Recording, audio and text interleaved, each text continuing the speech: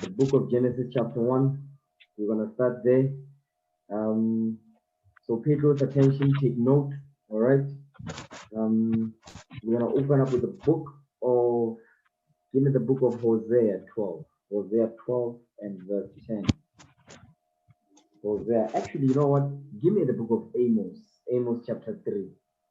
Amos 3 verse 7. Give me Amos chapter 3.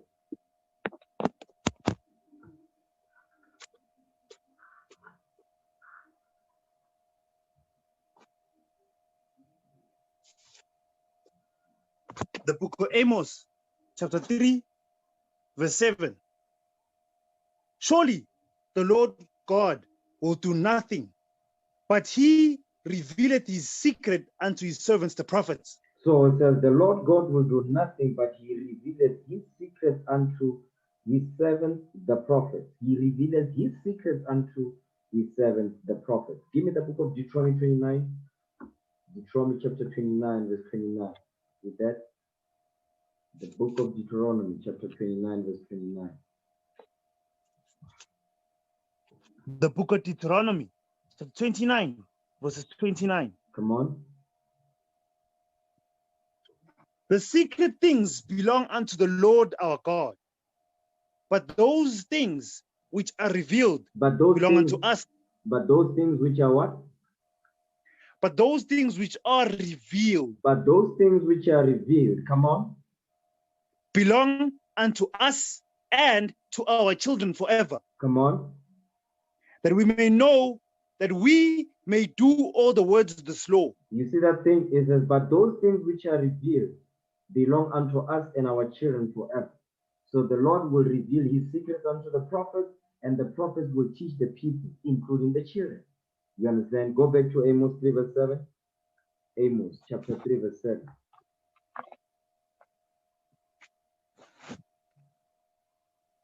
The book of Amos chapter 3 verse 7. Come on. Surely the Lord God will do nothing, but he revealeth his secret unto his servants, the prophets. So the Lord reveals his secrets unto his servants, the prophets. And the way he speaks to the prophets, give me the book of Hosea 12 now, verse 10. Hosea 12 verse 10.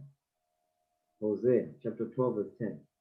The Lord revealed his secrets unto his servants, the prophets. And the way the Lord spoke to the prophets from the beginning of time unto this day, okay, is through similitudes, parables, dark sayings, and proverbs. You understand? And visions. Give me that in Hosea 12 and verse 10. The book of Hosea chapter 12 verse 10. Read. I have also spoken by the prophets, and I have multiplied visions and used similitudes by the ministry of the prophets. You see that thing? I have also spoken by the prophets. You remember he said, he revealed his secrets unto his servants, the prophets. I have also spoken by the prophets. I have multiplied visions and used similitudes by the ministry of the prophets. Give me the book of Numbers 12, verse 6. Numbers, chapter 12 and verse 6.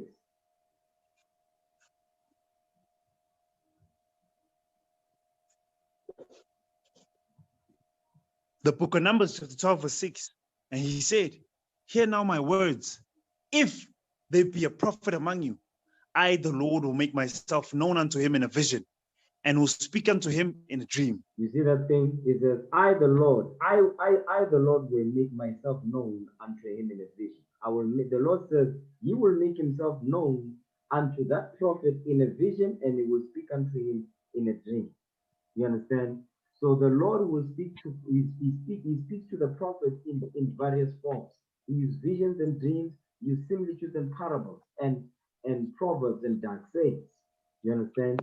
Go back to Hosea 12, verse 10.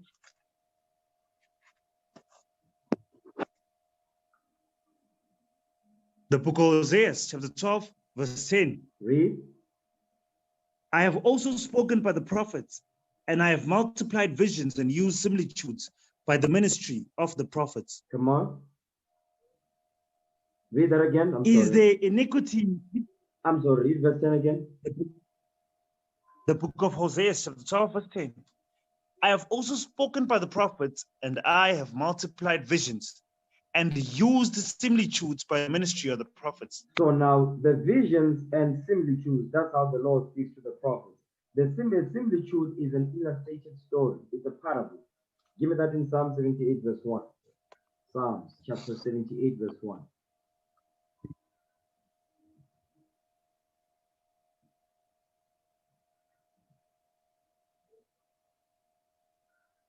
The book of Psalms, chapter 78, verse 1. Give ear, O my people, to my law. Incline your ears to the words of my mouth. It says, incline your ears to the words of my mouth. Meaning the things that you must pay attention to and listen to is the word of the Lord's mouth, this Bible. Give me that in Ecclesiasticus chapter 16, verse 24. Sirach, chapter 16, verse 24. Incline your ears to the words of my mouth. Meaning what? You must pay attention to what this Bible says. Open your ears to this Bible. Okay? Sirach 16, verse 24. Read that.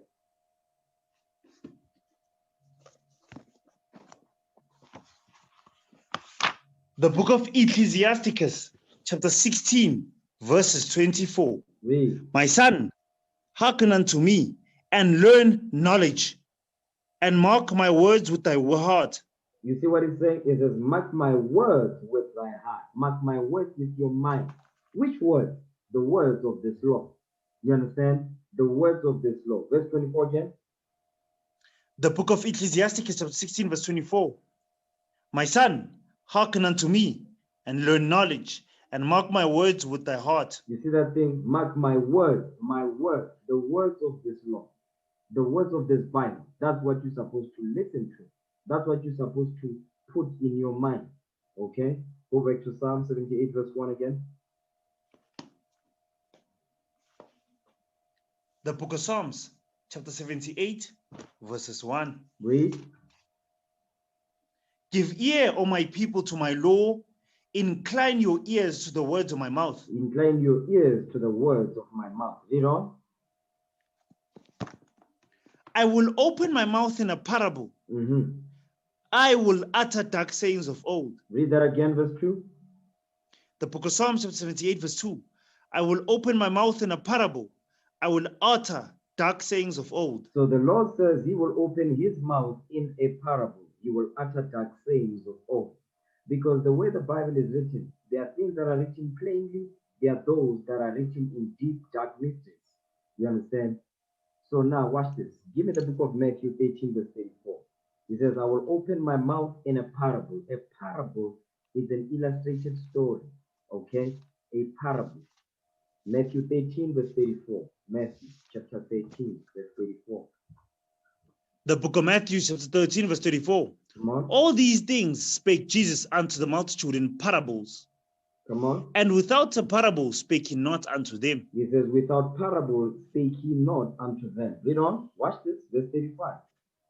That it might be fulfilled, which was spoken by the prophet, saying. Which was what? Which was spoken by the prophet, saying. Which was spoken by the prophet. So he's going to quote David. He's going to quote King David in Psalm 78, what we just read. Read verse 35 again. The book of Matthew, chapter 13, verse 35. That it might be fulfilled, which was spoken by the prophet, saying. Read. I will open my mouth in parables. I will utter things which have been kept secret from the foundation of the world. Read. Then Jesus sent the multitude away and went into the house.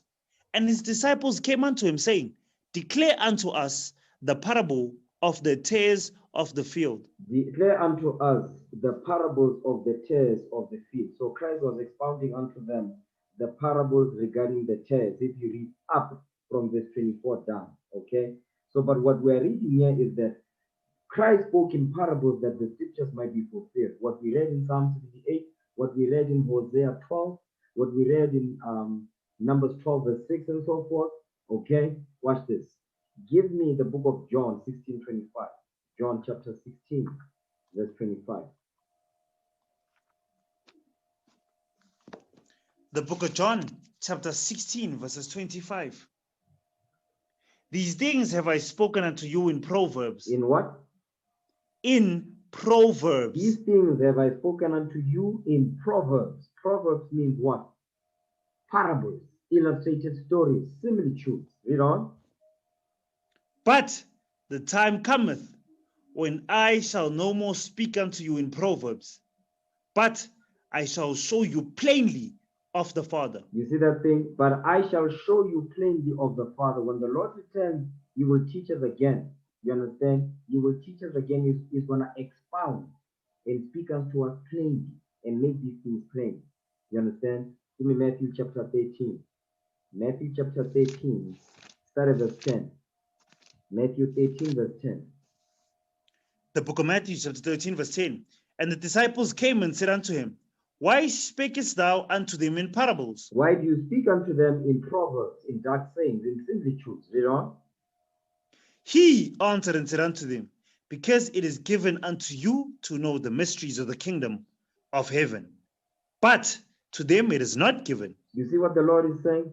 He says, because it is given unto you to know the mysteries of the kingdom of heaven, but to them it is not given. The mysteries of the kingdom of heaven is given to those that humble down to what is written in this Bible. You understand? If you humble down to what this Bible says, you will receive the parables of knowledge. Give me that in Sirach chapter 1. Ecclesiasticus chapter 1 verse 25.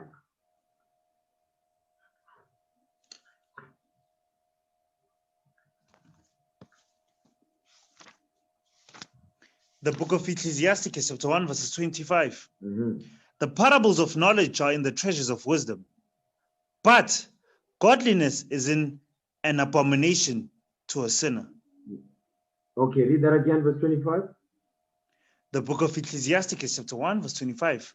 The parables of knowledge are in the treasures of wisdom, but godliness in an abomination to a sinner. But godliness is an abomination to a sinner. It says the parables of knowledge are in the treasures of wisdom. So the parables of knowledge is what? Is these dark sayings. Those are the parables of knowledge. Okay? It says the parables of knowledge are in the treasures of wisdom. Because wisdom is a treasure. Like the class we went over a couple of days back, you're gonna find if you seek after the wisdom of the Lord, the laws of God like unto treasure, you're gonna understand the parables of knowledge. You understand? And when the prophets bring them out, you will be able to understand them as well. Jump up to verse 23. Verse 23, Sirach 123. A patient man will bear for a time, and afterward joy shall spring up unto him. Because in this walk, you need to be patient. Don't try to ask for wisdom and knowledge that you will not be able to receive, or your spirit will not be able to handle. You understand? Verse 23 again. The book of Ecclesiasticus, chapter 1, verse 23. A patient man will bear for a time, and afterward joy shall spring up unto him. So now remember, it says, a patient man will bear for a time. Watch this. For the time until the Lord will reveal understanding unto him. For the time until the parables of knowledge will be declared unto him. Watch this. Give me the book of Sirach, chapter 20, verse 32. We coming back here. Ecclesiasticus, chapter 20, verse 32. The book of Ecclesiasticus, chapter 20, verses 32. Necessary patience in seeking the Lord is better than he that leadeth his life without a guide. You see that thing? Necessary patience in seeking the Lord. You need to be patient. And patience is necessary in seeking the Lord. You're not going to seek the Lord without being patient. You need to be patient and wait. Study, to be quiet. Gather understanding. Follow instruction and counsel. Then the Lord will declare the parables of knowledge unto you. Go back to Sirach 123. The book of Ecclesiasticus, chapter 1, verse 23. A patient man will bear for a time, and afterward joy shall spring up unto him. Because this man, he understands that patience is necessary in seeking the Lord. You understand? It's necessary. So it says, and afterward joy shall spring up unto him. The joy of the Lord will be his strength. Read on, verse 24. He will hide his words for a time, and the lips of many shall declare his wisdom. You see that thing? He will hide his words for a time, and the lips of many shall declare his wisdom. You understand? For instance, if you look at us, we've been in the shadows for a while. I'm talking about us as a camp. Now, the stuff is starting to go out now, okay? The laws of God, the Most High God is allowing us to put our stuff out there. And guess what? Slowly, when I start to see, people are starting to notice what's going on. You understand? Read that again, verse 24. The book of Ecclesiastes, chapter 1, verse 24. Read. He will hide his words for a time, and the lips of many shall declare his wisdom. You see that thing right there? Because only a patient man will be able to understand this thing.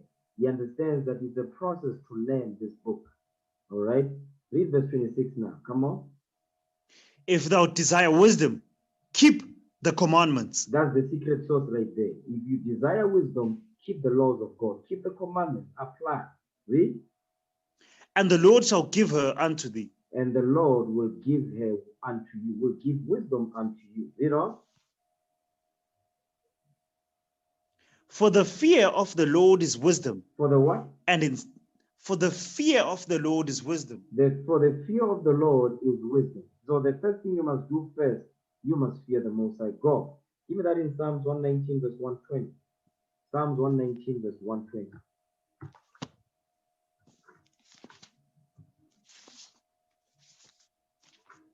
The book of Psalms, chapter 119, verses 120. My flesh trembleth for fear of thee. I am afraid of thy judgments. You see that thing? I am afraid of thy judgment. So the thing that we must be afraid of, we must be afraid of God's judgment. All right? That is the first thing that must come upon us. The first thing that the Lord requires of us is fear. It's not love, it's fear. Give me that in Deuteronomy chapter 10. Deuteronomy chapter 10 and verse 12. Watch this. The book of Deuteronomy chapter 10 verse 12. And now Israel, what doth the Lord thy God require of thee?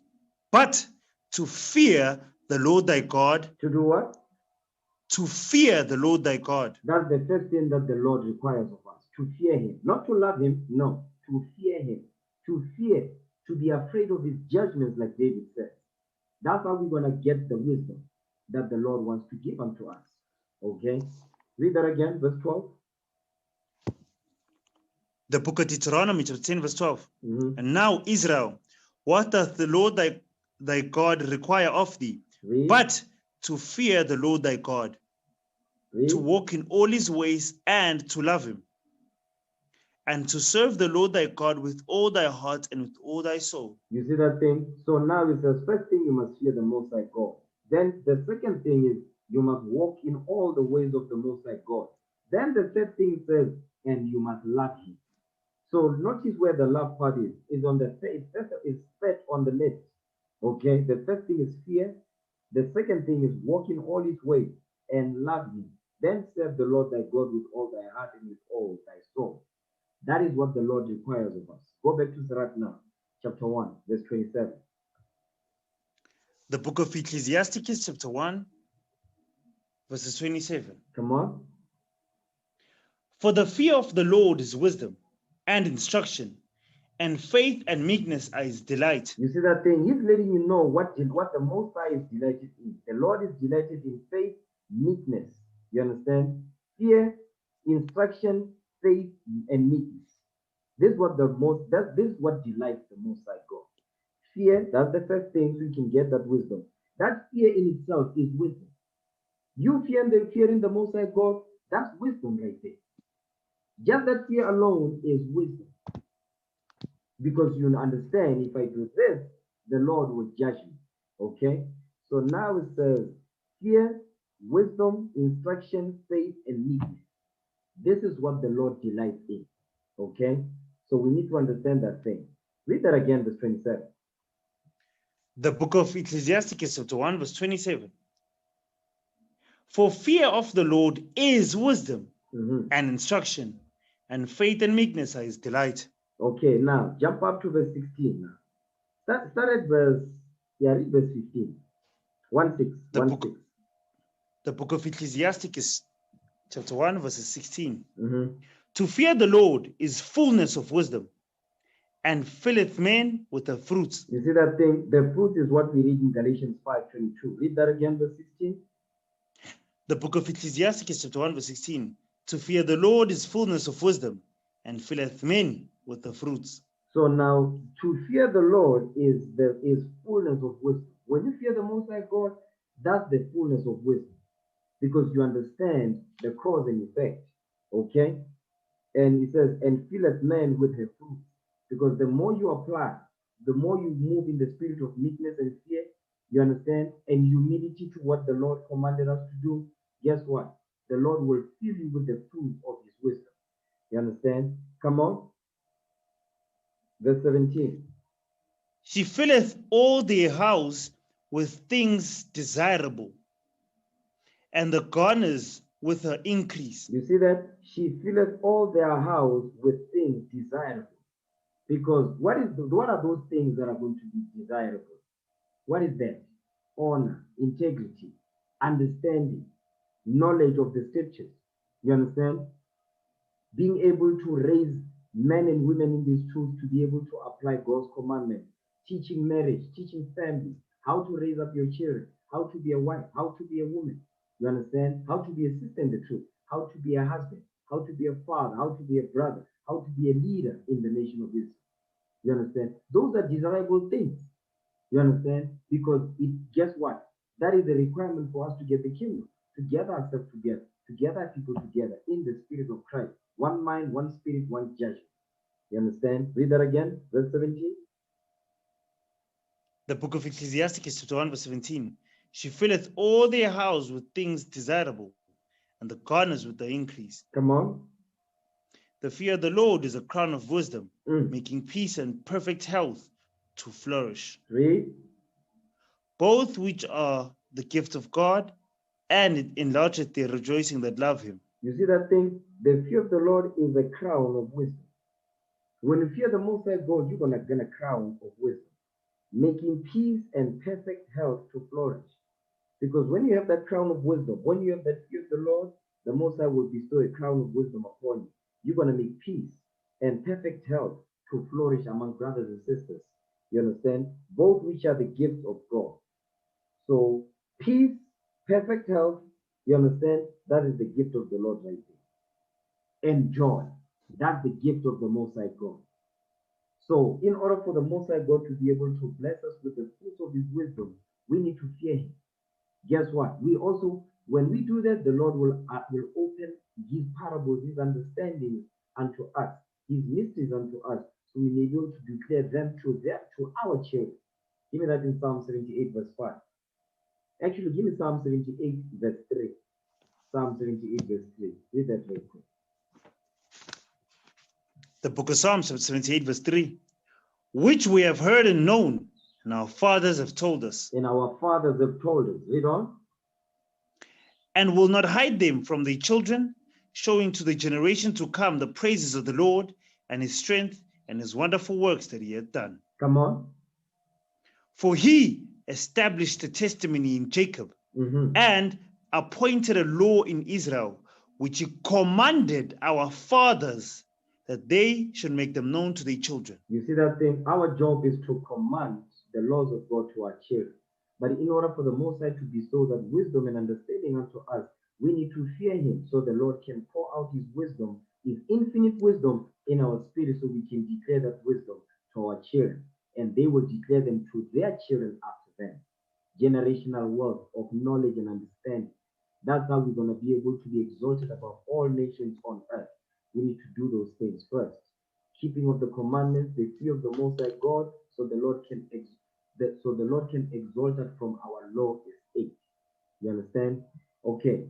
Now, let's get into the book of Genesis now. I went all of that so that we can build up a case to understand that the Most High God, He will expound unto us his parables, His mysteries unto us, only if we are faithful to His word. We fear Him. We move in the spirit of meekness. Okay? Watch this. Give me the book of Genesis chapter 1. Genesis chapter 1 verse 1. Let's start there. The book of Genesis chapter 1 verse 1. The book of Genesis, chapter 1, verse 1. Mhm. In the beginning, God created the heaven and the earth. Read that again. The book of Genesis, chapter 1, verse 1. Read. In the beginning, God created the heaven and the earth. In the beginning, God created the heaven and the earth. Now, give me John chapter 1, verse 1 real quick. John chapter 1, verse 1. It says, in the beginning. Now, this is the beginning of the creation account, the creation that we can see. Okay? John chapter 1, verse 1. Let's start this.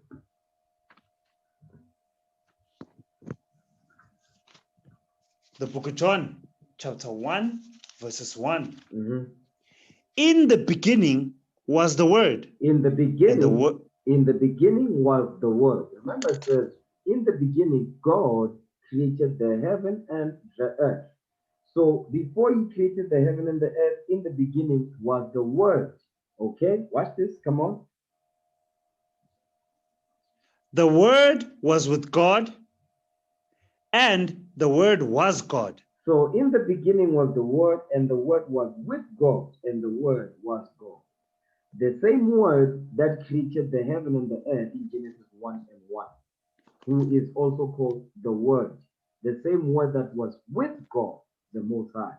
You understand? Read that again, verse 1. John 1 and 1. The book of John, chapter 1, verse 1. In the beginning was the Word, and the Word was with God, and the Word was God. Come on. The same was in the beginning with God. The same Word was in the beginning with God. Give me that in Revelation chapter 19, verse 13.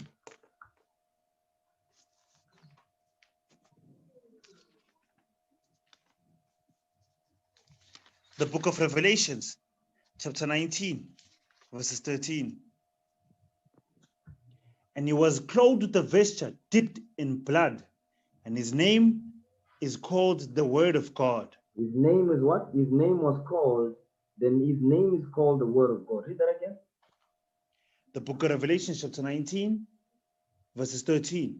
And he was clothed with a vesture dipped in blood, and his name is called the Word of God. His name is called the Word of God. Now watch this.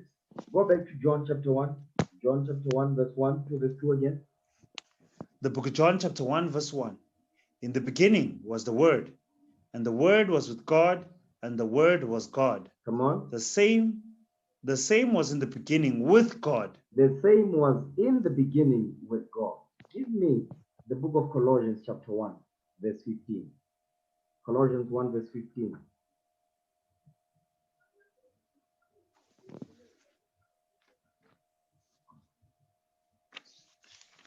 The book of Colossians, chapter 1, verses 15. Read. Who is the image of the invisible God, Mhm. the firstborn of every creature? The firstborn of every creature. This is talking about Christ. Christ is the image of the invisible God, the firstborn of every creature. Come on. That's why it says the same was in the beginning with God. Read. For by him were all things created. You see that thing? For by him were all things created. Watch this. Read on. that are in heaven and that are in earth, visible and invisible, whether they be thrones or dominions or principalities or powers. All things were created by him and for him. You see that thing? All things were created by him and for him at the command of the Most High. You know? And he is before all things, and by him all things consist. All things were formed. He says, and he is before all things, and by him all things consist. Meaning all things were formed that you see, and the things that are invisible for us to see. Jump down to verse 19 now. For it pleased the Father that in him should all fullness dwell. You see that thing? It pleased the Most High that in him should all fullness dwell. Wisdom of Solomon 9, verse 9. Read that. This is talk about Jesus the Christ. This is Christ here. Okay?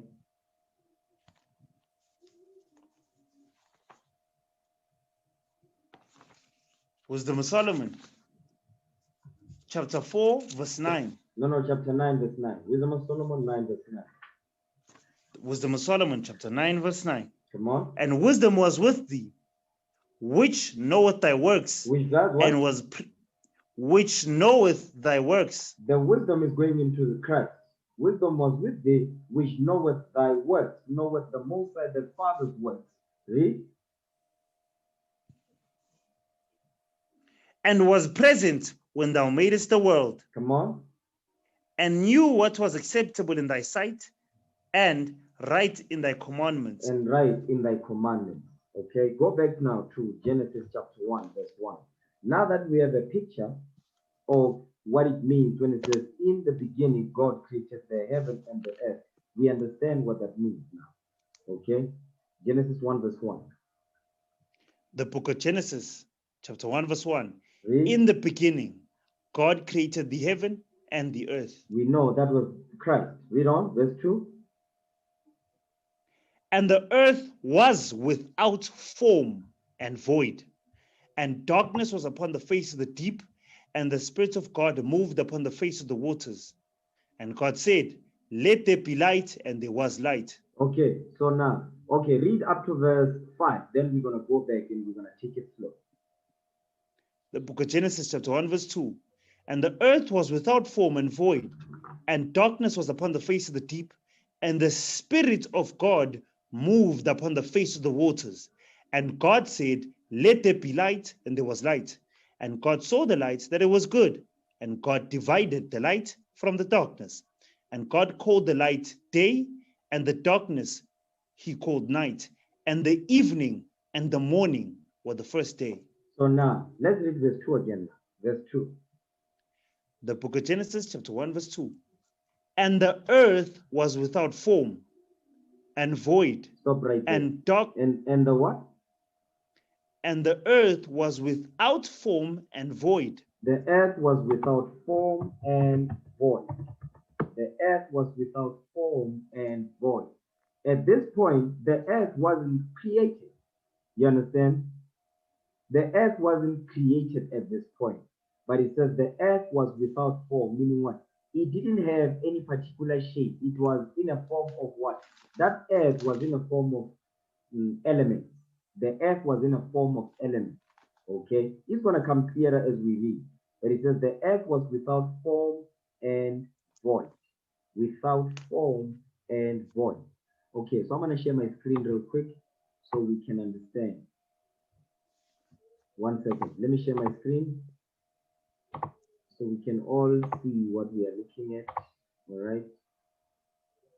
Okay, so read that. The definition of form. Read that. The definition of the word form. Noun, shape. The visible shape.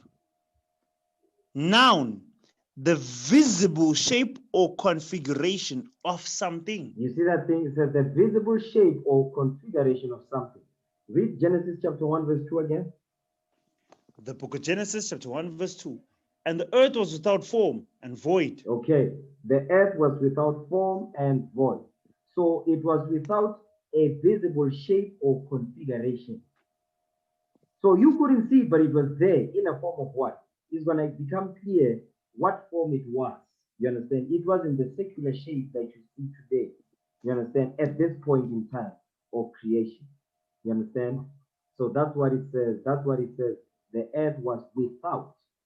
Okay? It was without form and void. It was without form and void. Okay, let me get the definition of void also.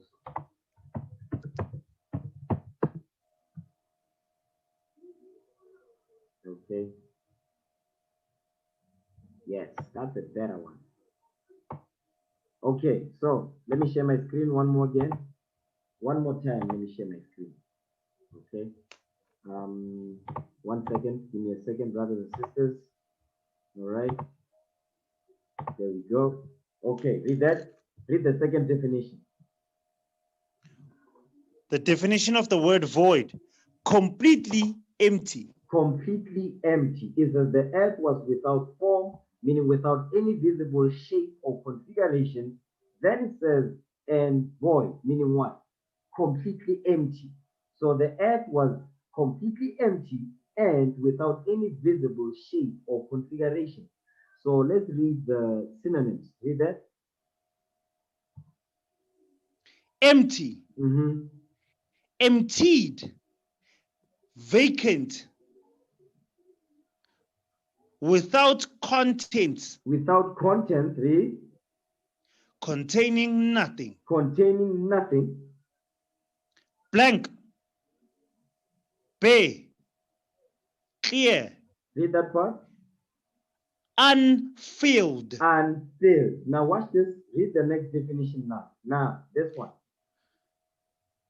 The definition of the word void, noun, a Uh-huh. completely empty A completely empty space. Read that again. the word void, noun, a completely empty space. A completely empty space. That's why even in science they say no, in empty space, in outer space. Okay, that's the void is making reference to. Gap. Okay, read the synonyms. Gap, space, vacuum, Vacuum. nothingness. Nothingness. Nothingness. Okay, nothingness. So now go back to Genesis now, chapter 1, verse 2 again. Genesis The book of chapter 1, verse Genesis, 2. chapter 1, verse 2. Mm-hmm. And the earth was without form and void. So now we understand what that means. The earth was without form. The earth was without any visible shape or configuration, and void, empty space, nothingness. All right? Read on now. And darkness was upon the face of the deep. And darkness was upon the face of the deep. Darkness was upon the face of the deep. So it was darkness. So the beginning was darkness. It began with darkness. You understand? That's why in science they say dark matter. Okay, dark matter. In theoretical physics. In theoretical physics, they mention things like dark matter. Okay, read that again. And what? And darkness. And the spirit of and darkness was upon the face of the deep. So now it says, and darkness was upon the face of the deep. So when they say dark matter, but we know matter is anything that occupies space. You understand? So there is matter, but it's just that you can't see. It wasn't anything visible, meaning in terms of a shape or whatever. It wasn't like that. That's why it says, and darkness was upon the face of the deep. The deep is making reference to deep space. That's what they call it today, deep space. Okay? Let's deal with that darkness for a second. Give me that in 2nd Ezra chapter 6. 2nd Ezra chapter 6.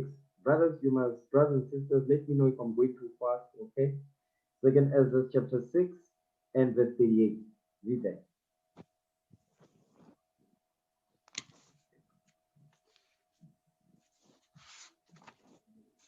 Second book of Ezra, chapter 6, verses 38.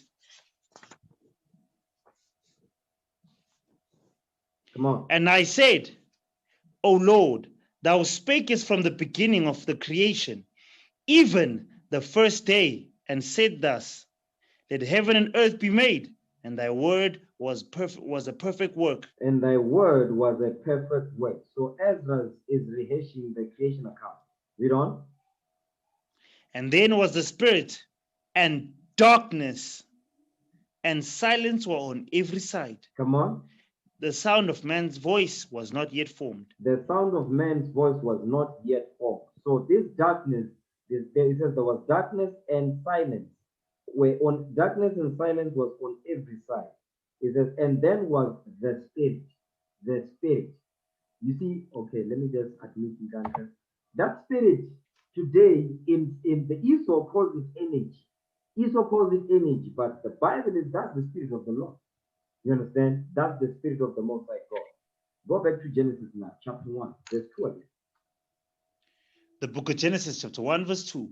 And the earth was without form and void, and darkness was upon the face of the deep.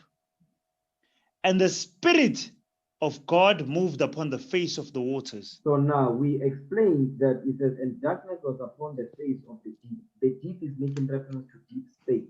This darkness is what they call it in science, they call it dark matter in theoretical physics and all that. Okay. So now it says, and the Spirit of God moved upon the face of the waters. What is the Spirit of God? Give me that in John 6:63. John chapter 6, verse 63. The Spirit of God moved upon the face of the waters. The book of John, chapter 6, verses 53. Then Jesus said unto them, Verily, verily, I say unto you, except ye eat the flesh of the Son of Man and drink his blood. No, John 6, verse 63. The book of John, chapter 6, verses 63. Come on. It is the Spirit that quickeneth. The flesh profiteth nothing. The words that I speak unto you, they are spirit and they are life. The words that I speak unto you, they are spirit and they are life. They are spirit and they are life. Go back to Genesis 1, verse 2 again. The book of Genesis, chapter 1, verses 2.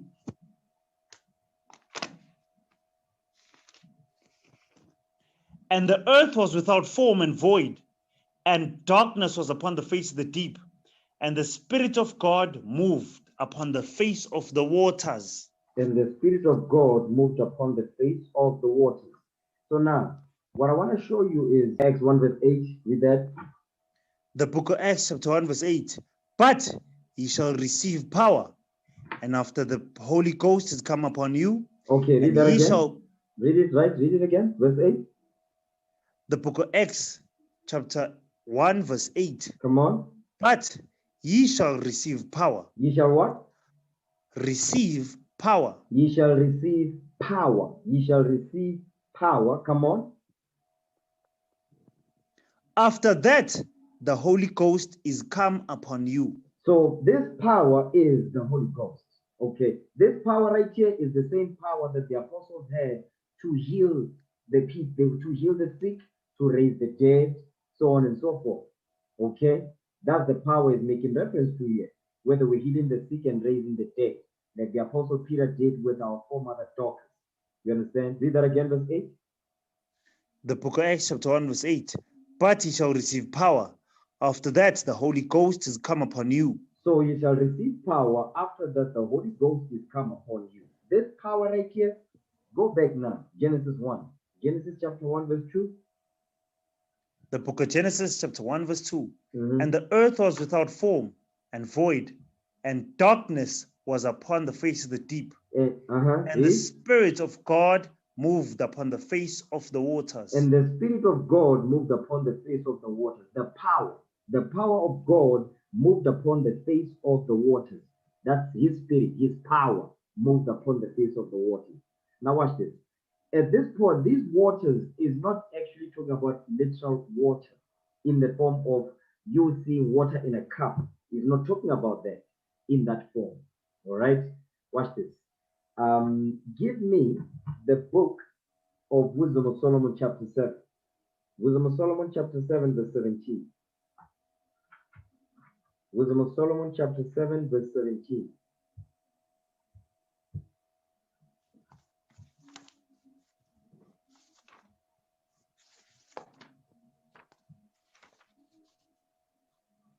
Wisdom of Solomon chapter 7 verses 19. 17 verse 17. 7 verse 17. Come on. Wisdom of Solomon chapter 7 verses 17. Read. For he hath given me certain knowledge of the things that are, namely, to know how the world was made, and the operation of the elements. So now King Solomon, he was given the greatest wisdom on earth. You understand? It says the Lord is professing the mercy that the Lord had on him, of the wisdom that he bestowed on him. That wisdom, it says, he's given him such a knowledge of the things that are. Namely, he's going to give you those things to know how the world was made, meaning Genesis, the creation account, and the operation of the elements. How the element was manipulated to form the things that you and I can see. Those elements, guess what? Watch this. I know I'm jumping ahead, but you know what? Go back to Genesis 1, Genesis chapter 1, and verse 2 again. I'm going to read 2, then I'm going to pass 2. Okay? There's something I want to do. I'm going to go back to this. Genesis 1, Genesis chapter 1, verse 2 again. The book of Genesis chapter 1, verse 2. And the earth was without form and void, and darkness was upon the face of the deep. And the Spirit of God moved upon the face of the waters. And the power of the Most High moved upon the face of the waters. We want to come back to those waters, you know? And God said, let there be light, and there was light. Let there be light, and there was light. Watch this, you know? And God saw the light, that it was good, and God divided the light from the darkness. So now, remember now, the sun was not created on the first day. The sun was created on the fourth day. So at this point, the Most High God, remember, it started as darkness. It's darkness. So now the Most High God is separating the darkness. That was the beginning. He's going to separate that darkness by creating light to separate the darkness with the light that he will create. All right. So now it says, and God said, let there be light, and there was light. And God saw the light that it was good, and God divided the light from the darkness. Now watch this. Give me the book of 2nd Ezra chapter 6. Give me 2nd Ezra. We're gonna go back to Wisdom of Solomon, but I'm gonna use this route so that brothers and sisters can get it. 2nd Ezra chapter 6. Read verse 39. Okay, 2nd Ezra 6 verse 39. Watch this. Second book of Ezra chapter 6 verses 39. Come on. And then was the Spirit, and darkness and silence were on every side. On the sound of man's voice, the sound of man's voice was not yet formed. Read. Then commandest thou a fair light to come forth of thy treasures, Read. that thy work might appear. So now this is on the first day. So what we are reading here in Ezra is the same thing that Moses is explaining. Okay. So read verse 40 again. Second book of Ezra, chapter 6, verse 40. Then commandest thou a fair light to come forth of thy treasures, Read. that thy work might appear. So now, on the first day, you remember it says, let there be light. Go back to Genesis chapter 1, verse 3. Genesis chapter 1, verse 3. The book of Genesis, chapter 1, verse 3. Read. And God said, let there be light, and there was light. It says, God said, let there be light, and there was light. Read on, verse 4. And God saw that the light, that it was good, and God divided the light from the darkness. So this light is coming from what? Go back to 2nd Ezra chapter 6, verse 40, so we don't lose the thought. Okay? Second book of Ezra, chapter 6, verse 40. Then commandest thou a fair light to come forth of thy treasures, Read. that thy work might appear. So this light is not the type of light that we read about on the fourth day, when the sun was created, the moon and so forth. No, it says this was a fair light. This fair light was coming from the treasure. What are these treasures? Go back to Wisdom of Solomon now. Wisdom of Solomon chapter 7, verse 17. Let's find out what these treasures are, where this fair light is coming from. This fair light is emanating, was created off of these treasures. Wisdom of Solomon chapter 7, verse 17.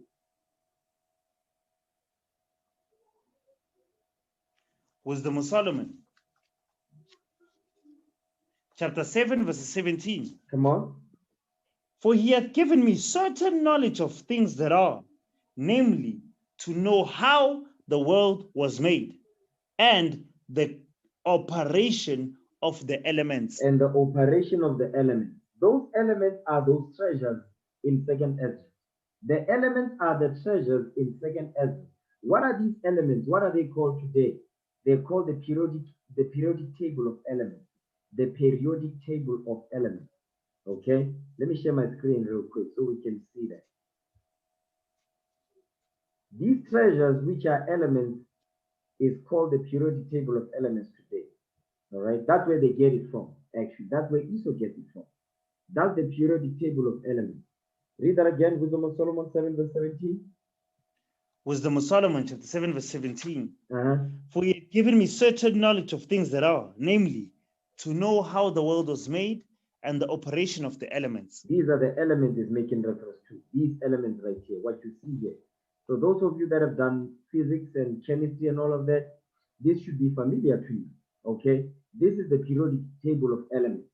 So now the treasures, the fair light, the fair light, which is the same light that we read about in Genesis 1 verse 3 and 4, is coming from these elements right here.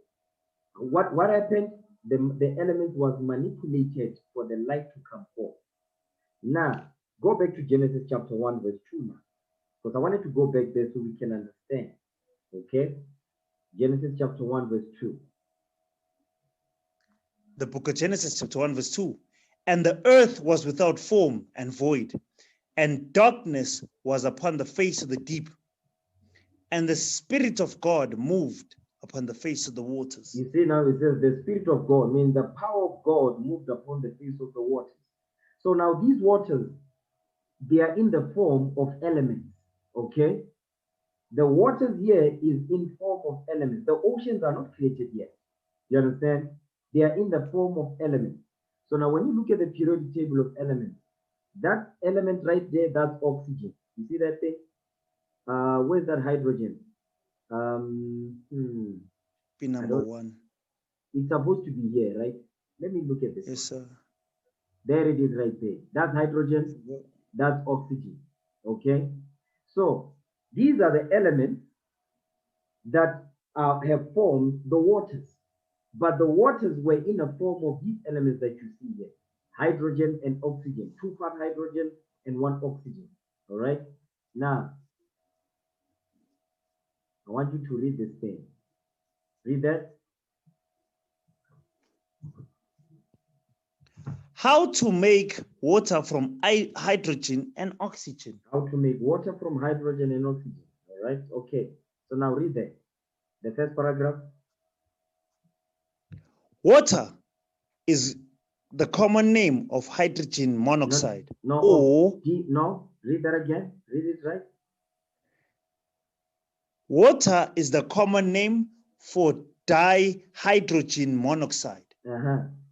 Or H2O. Or H2O. 2 hydrogen, 1 oxygen. When you fuse them together, they form what is called today water that you can put in a bottle.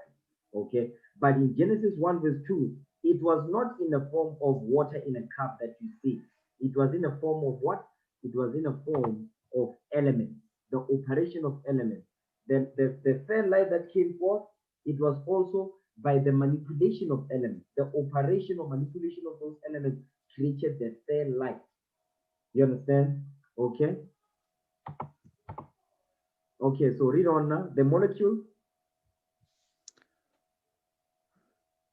The molecule is produced from numerous chemical reactions, including the synthesis reaction from its elements, hydrogen and oxygen. Come on.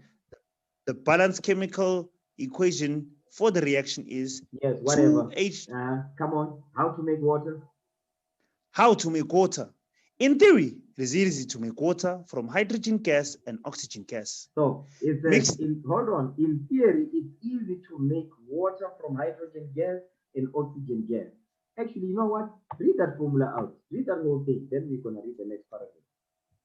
The balanced chemical equation for the reaction is 2 hydrogen molecules plus 1 oxygen.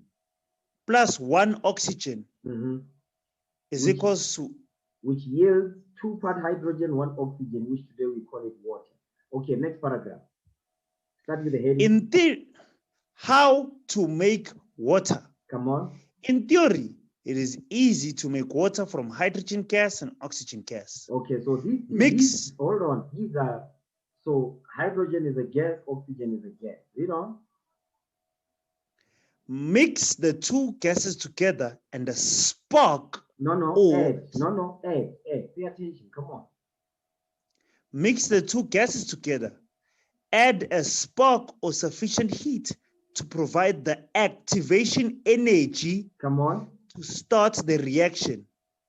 And presto, instant water. Stop right there. Read that part again. Mix the what? Mix the two gases together. Add a spark or sufficient heat to provide the activation energy to start the reaction, and presto, instant water. So now remember that word, activation energy, right? Okay. So now, keep reading. Merely mixing.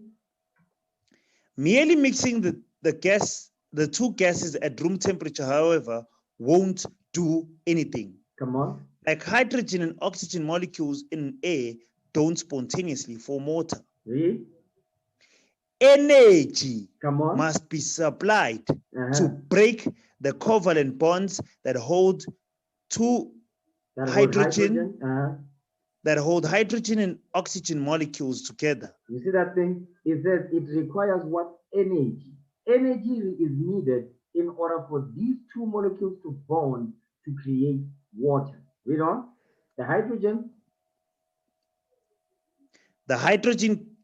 cations.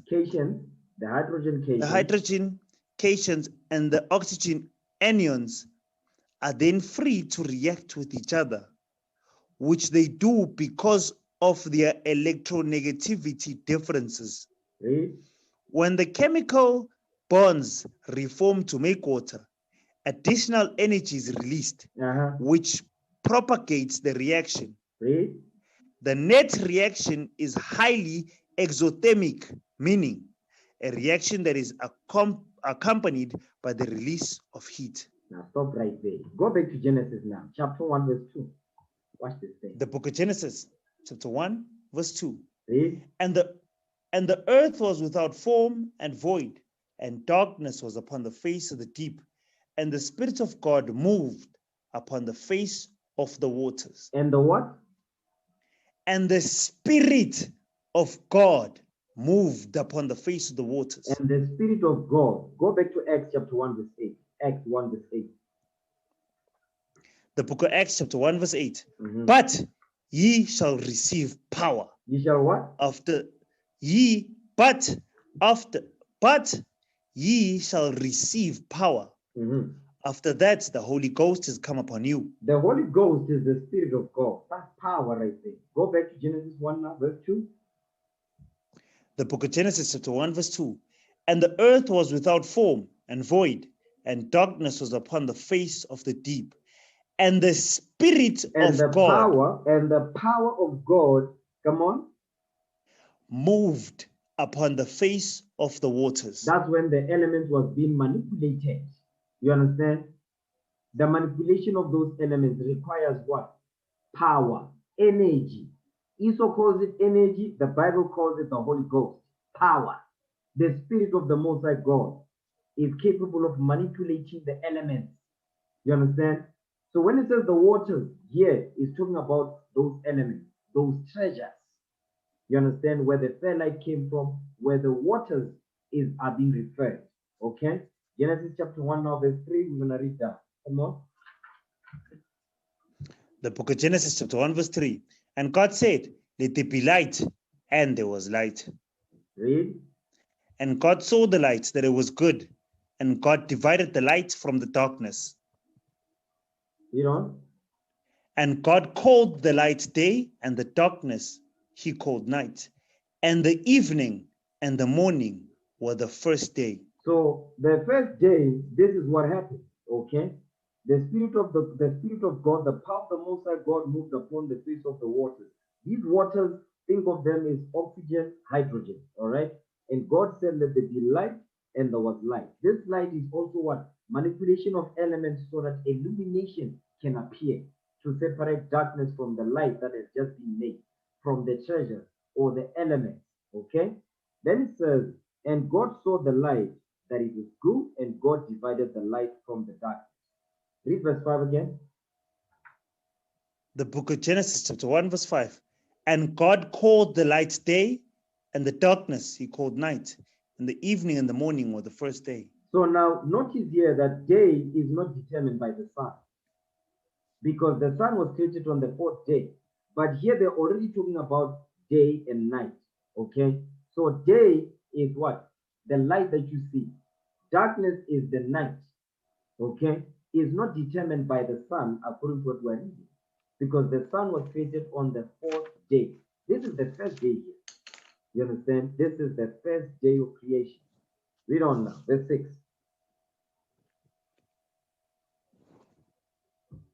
The book of Genesis, chapter 1, verse 6.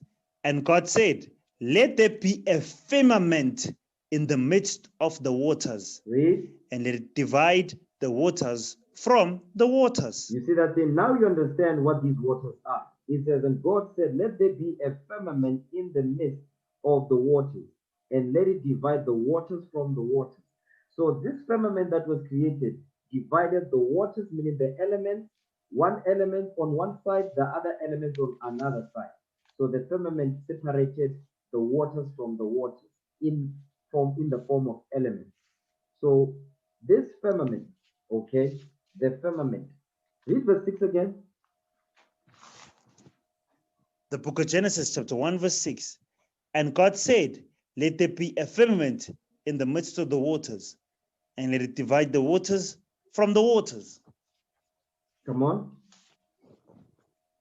And God made the firmament and divided the waters which were under the firmament from the waters which were above the firmament. And it was so. So now imagine, okay, let's see what this firmament is that is being referred here. Okay, so the firmament is called the ozone layer. That's the firmament. The firmament is the ozone layer. You see what you see right there? The ozone layer. This is the firmament right there. This is the firmament, the ozone layer. All right? The ozone layer is the firmament. So imagine the Lord separated. So this is the ozone layer. Let me just use this one. You see that thing right there? That right there is the ozone layer. So now imagine this is not there yet, okay? The actual earth. The earth is not created, is still form and void, without form, without void, emptiness. But now the Lord, he manipulates the elements to create the firmament, which is the ozone layer. This is the firmament. So there was the waters outside of the firmament. Think of this as the waters, you understand, in the form of what? In the form of elements. The deep, dark matter. You see that thing? Darkness, dark matter. That's dark matter right there. So the elements outside of the firmament and the elements inside of the firmament, without the earth being created at this point, because it wasn't created at that point. All right. Now, give me 2nd Ezra chapter 6, verse 41. 2nd Ezra 6, verse 41. Second book of Ezra, chapter 6, verses 41. Come on. Upon the second day, thou madest the spirit of the firmament. Thou did what? Upon the second day, thou madest the spirit of the firmament. So the ozone layer has a spirit. The ozone layer has a spirit. So pay attention to, don't forget that point. Upon the second day, thou madest the spirit of the firmament. Read on.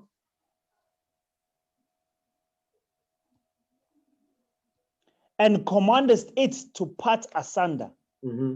and to make a division betwixt the waters, that the one part might go up, and the other part remaineth beneath. You see that thing? The other part of the waters will be what?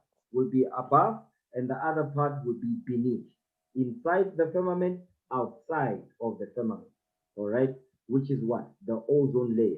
This right here, that's the ozone layer right there. Now watch this thing. Let's see. Okay. So we're not going to read the whole thing, but I just want to touch on a few things. Read that. This is Wikipedia, the ozone layer. The ozone layer. Mm-hmm.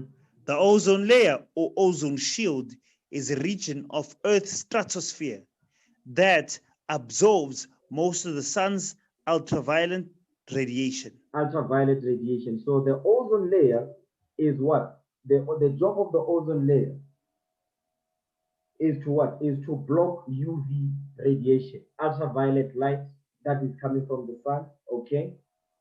And how does the ozone layer know how to regulate the amount of radiation that is coming inside the earth? How does it know that? Go back to 2nd Ezra 6 verse 41. Read that thing. Second book of Ezra, chapter 6, verse 41. Upon the second day, thou madest the spirit of the firmament. Stop right there. And hold on. Thou madest the spirit of the firmament. The firmament has a spirit. The spirit of the Most High God is inside the firmament. Watch this. Give me Wisdom of Solomon 7. Wisdom of Solomon chapter 7 verse 24. Watch this.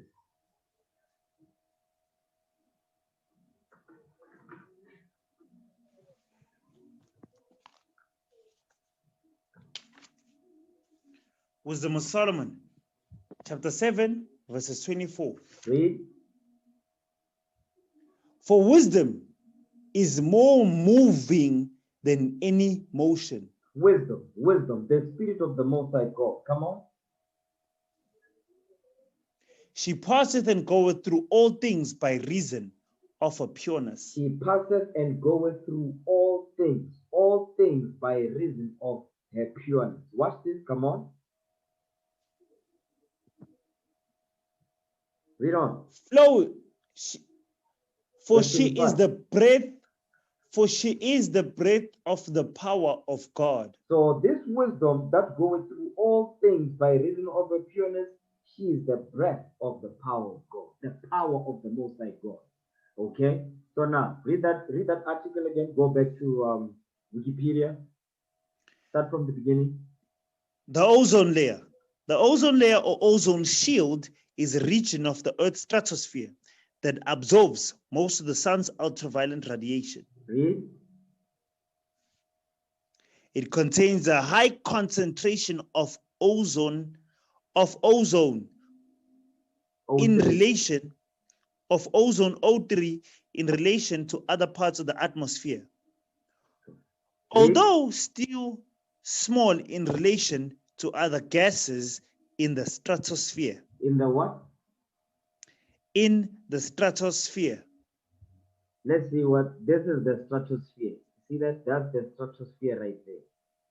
That is the stratosphere. We have the troposphere. We did this back in the day when I was still in high school. Okay. Then you have the stratosphere. All right. Okay. Go back to where was it? Hold on. Okay.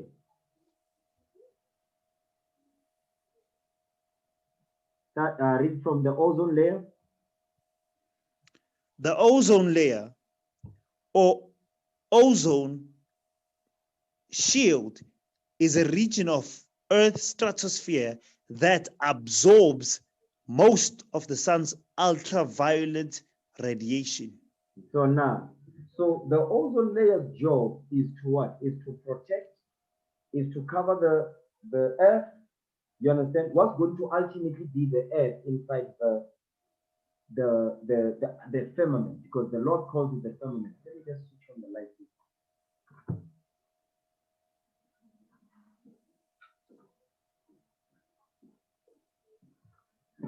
Okay, so the ozone layer, like I was saying, the ozone layer is the firmament that we read about in Genesis 1. Okay, the ozone layer. So this ozone layer is the one that separates the waters from above, outside of the firmament, and the waters from within or beneath the firmament. Okay, which will ultimately be our dwelling place, the earth. All right. So now go back to Genesis. Now Genesis, you can read the whole thing on your own. Go to Genesis chapter 1. Genesis chapter 1 and verse 6 again. Genesis 1 verse 6.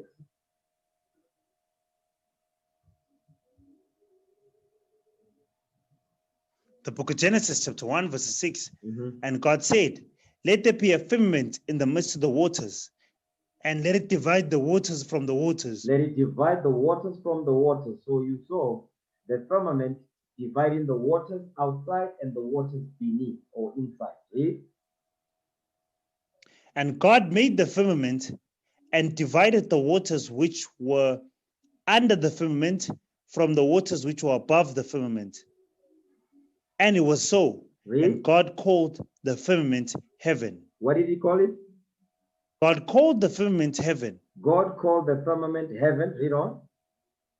And the evening and the morning were the second day. So now this is the second day of creation, where the firmament was created, which is called the ozone layer, to separate the waters from inside and the waters from outside.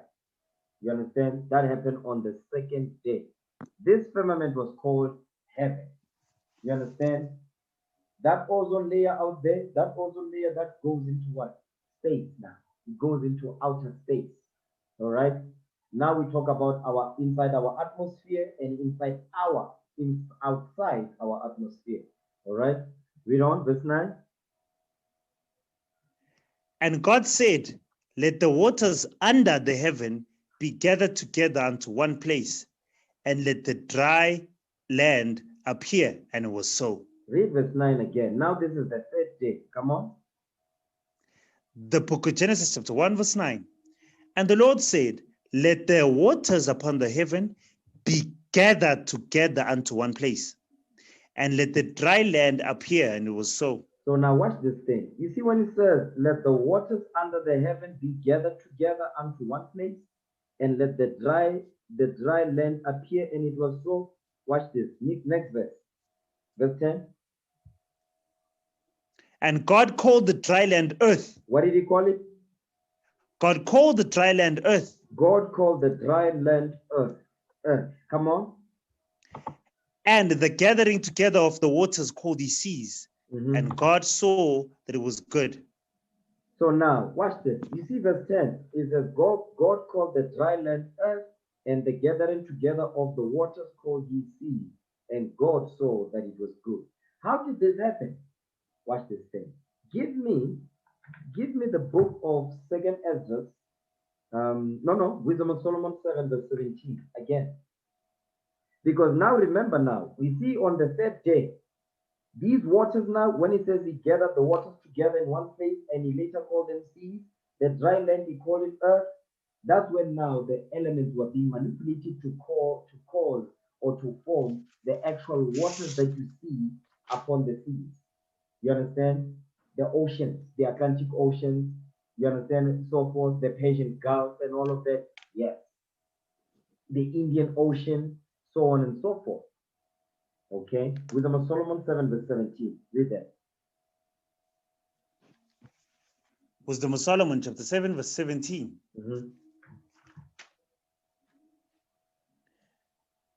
For he had given me certain knowledge of the things that are, namely, to know how the world was made and the operation of the elements. And the operation of the elements. So the elements were manipulated to form water. The water that you see that is filled the seas, yes, that's what the Lord did. The manipulation of elements, the operation of elements, those treasures, manipulation of treasures, because what? They need power, the power of the Lord, the Spirit of God moved upon them, so that the seas that you see today can be formed. Okay? Go back to Genesis chapter 1 now. Genesis 1 verse 9. One more again. The book of Genesis chapter 1 verse 9. And God said, let the waters under the heaven be gathered together unto one place, and let the dry land appear. And let the dry land appear. So he's separating the waters now. Remember now, this is under the heaven.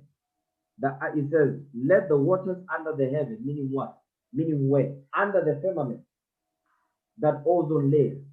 Under the firmament, under the ozone layer, okay? Be gathered together unto one place. Let the dry land appear, and it was so. Read verse 10. And God called the dry land earth. God called the dry land earth. Earth. Let's go back to the picture so you can see it now. Okay. So now, what you're looking at here now, read verse 10 again so we can read 9 and 10 together so we can see what we're looking at. Okay.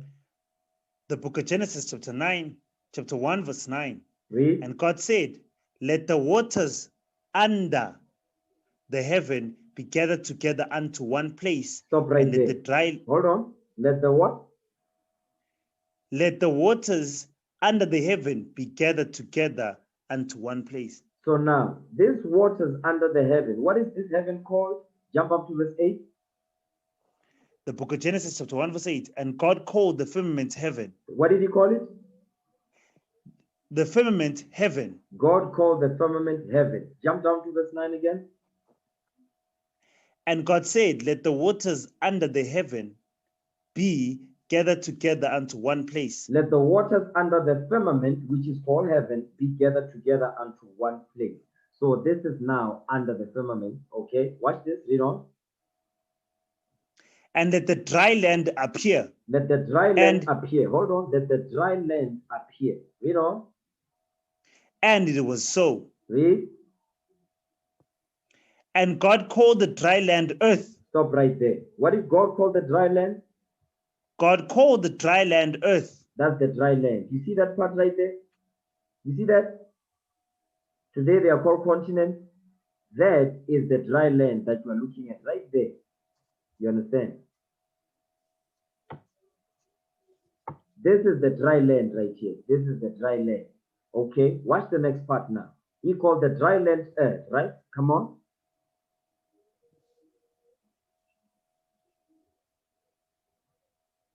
Come on. And God called the dry land earth, and the gathering together of the waters called the seas. Stop right there. You see that? You see that part? Though that's the sea. That is the waters right there. That is the water. You see, the water is more in actual fact. You understand? It's more. Okay, read that part again. Verse 10. And God called the dry land earth, and the gathering together of the waters called the seas. And God saw that it was good. Now, watch this. You see, like the earth. Okay, give me the book of Isaiah, chapter 40, verse 22, real quick.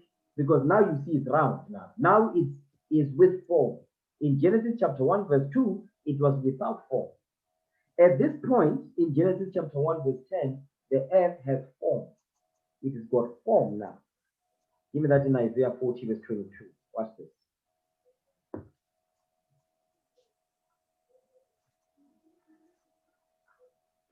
The book of Isaiah, chapter 40, verses 22. Come on. He that sitteth upon the circle of the earth. He that what? It is he that sitteth upon the circle of the earth. It is he that sitteth upon the circle of the earth.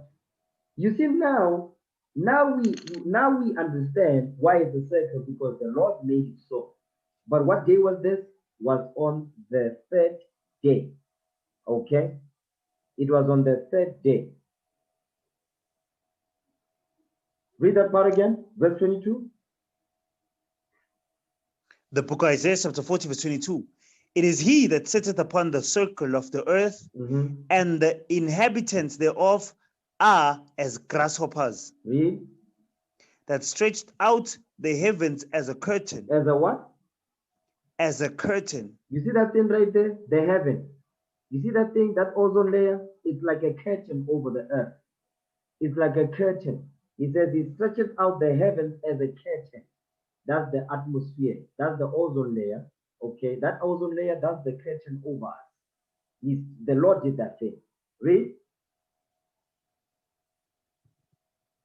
That stretched out the heavens as a curtain, and spreadeth them out as a tent to dwell in. As a what? As a tent to dwell in. As a tent to dwell in.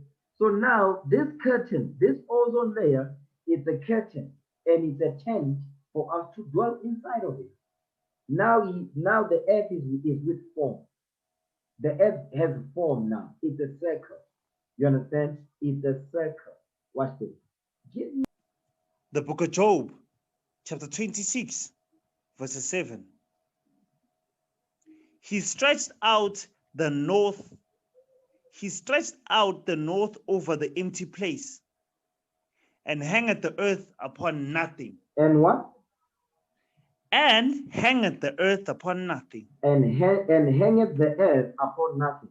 Look at that picture right there. The earth is sitting on nothing. Who's holding it up? The Lord is doing that thing. Okay?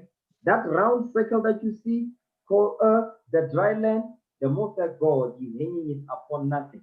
The Spirit of the Most High God is holding the earth in the state that it's in. You understand? Read that again. Verse 7. The book of Job, chapter 26, verse 7. He stretched out the north over the empty place, and he hangeth the earth upon nothing. And the earth is hanging upon nothing. Watch this. Let's go to the book of Psalms. Give the book of Proverbs. Give me Proverbs real quick. Proverbs chapter 8. Proverbs chapter 8 and verse, let me look at it. I can write this down. Proverbs chapter 8 and verse 24. Start there. The book of Proverbs, chapter 8, verse 24. When there were no depths, I was brought forth. When there were no fountains abounding with water. When there were no fountains abounding with, when there were no depths, I was brought forth. When there were no fountains abounding with water. Because remember, these fountains abounding with water, when were they formed? The third day, where the Lord gathered the waters together and he called them seas. Okay, that was on the third day. All right, read on. Before the mountains were settled, before the hills was I brought forth. Now jump down to verse 27, because this is really what I want. Come on. When he prepared the heavens. When he did what? Prepared the heavens. When he prepared the heavens. So let's say the ozone layer, okay? The ozone layer, which is the firmament, which is called heaven.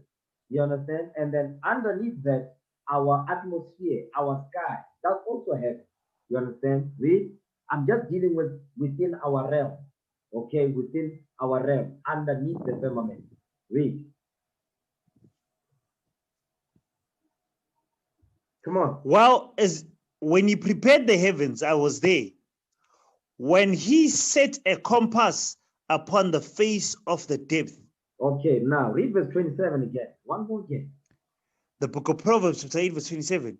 When he prepared the heavens, I was there. When he set a compass upon the face of the depth.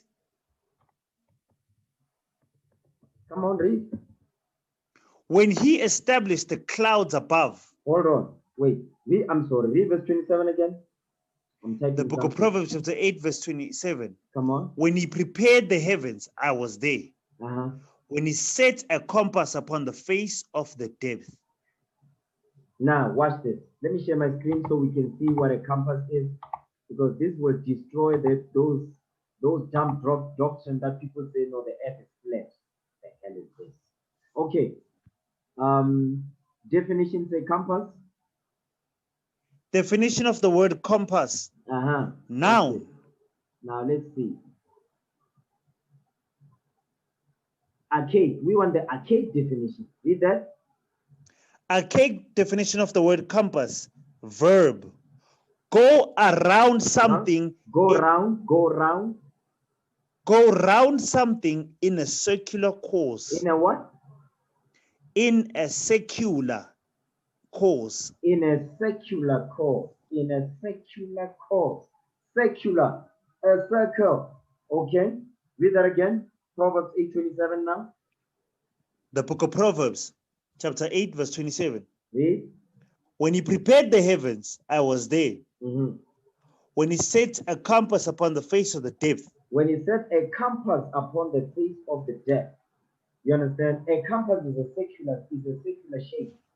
Now the earth has got form. It does not have void. It's got form now. You can see the shape of it.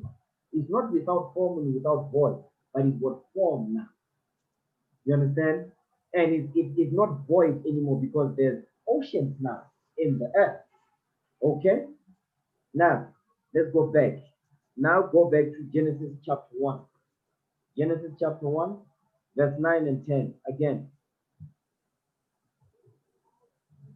The book of Genesis chapter 1 verse 9. And God said, let the waters under the heaven be gathered together unto one place, and let the dry land appear, and it was so. Read. And God called the dry land earth, and the gathering together of the waters called the seas. Read. And God saw that it was good. Okay, what verse you at? Verse 10, right? 10, sir. Okay, now, hold this. Give me second Ezra now. We coming back here. Give me second Ezra chapter 6, verse 42. Second Ezra chapter 6, verse 42. Watch this thing. We're still dealing with the third day. The third day, okay? Second book of Ezra, chapter 6, verses 42. Read.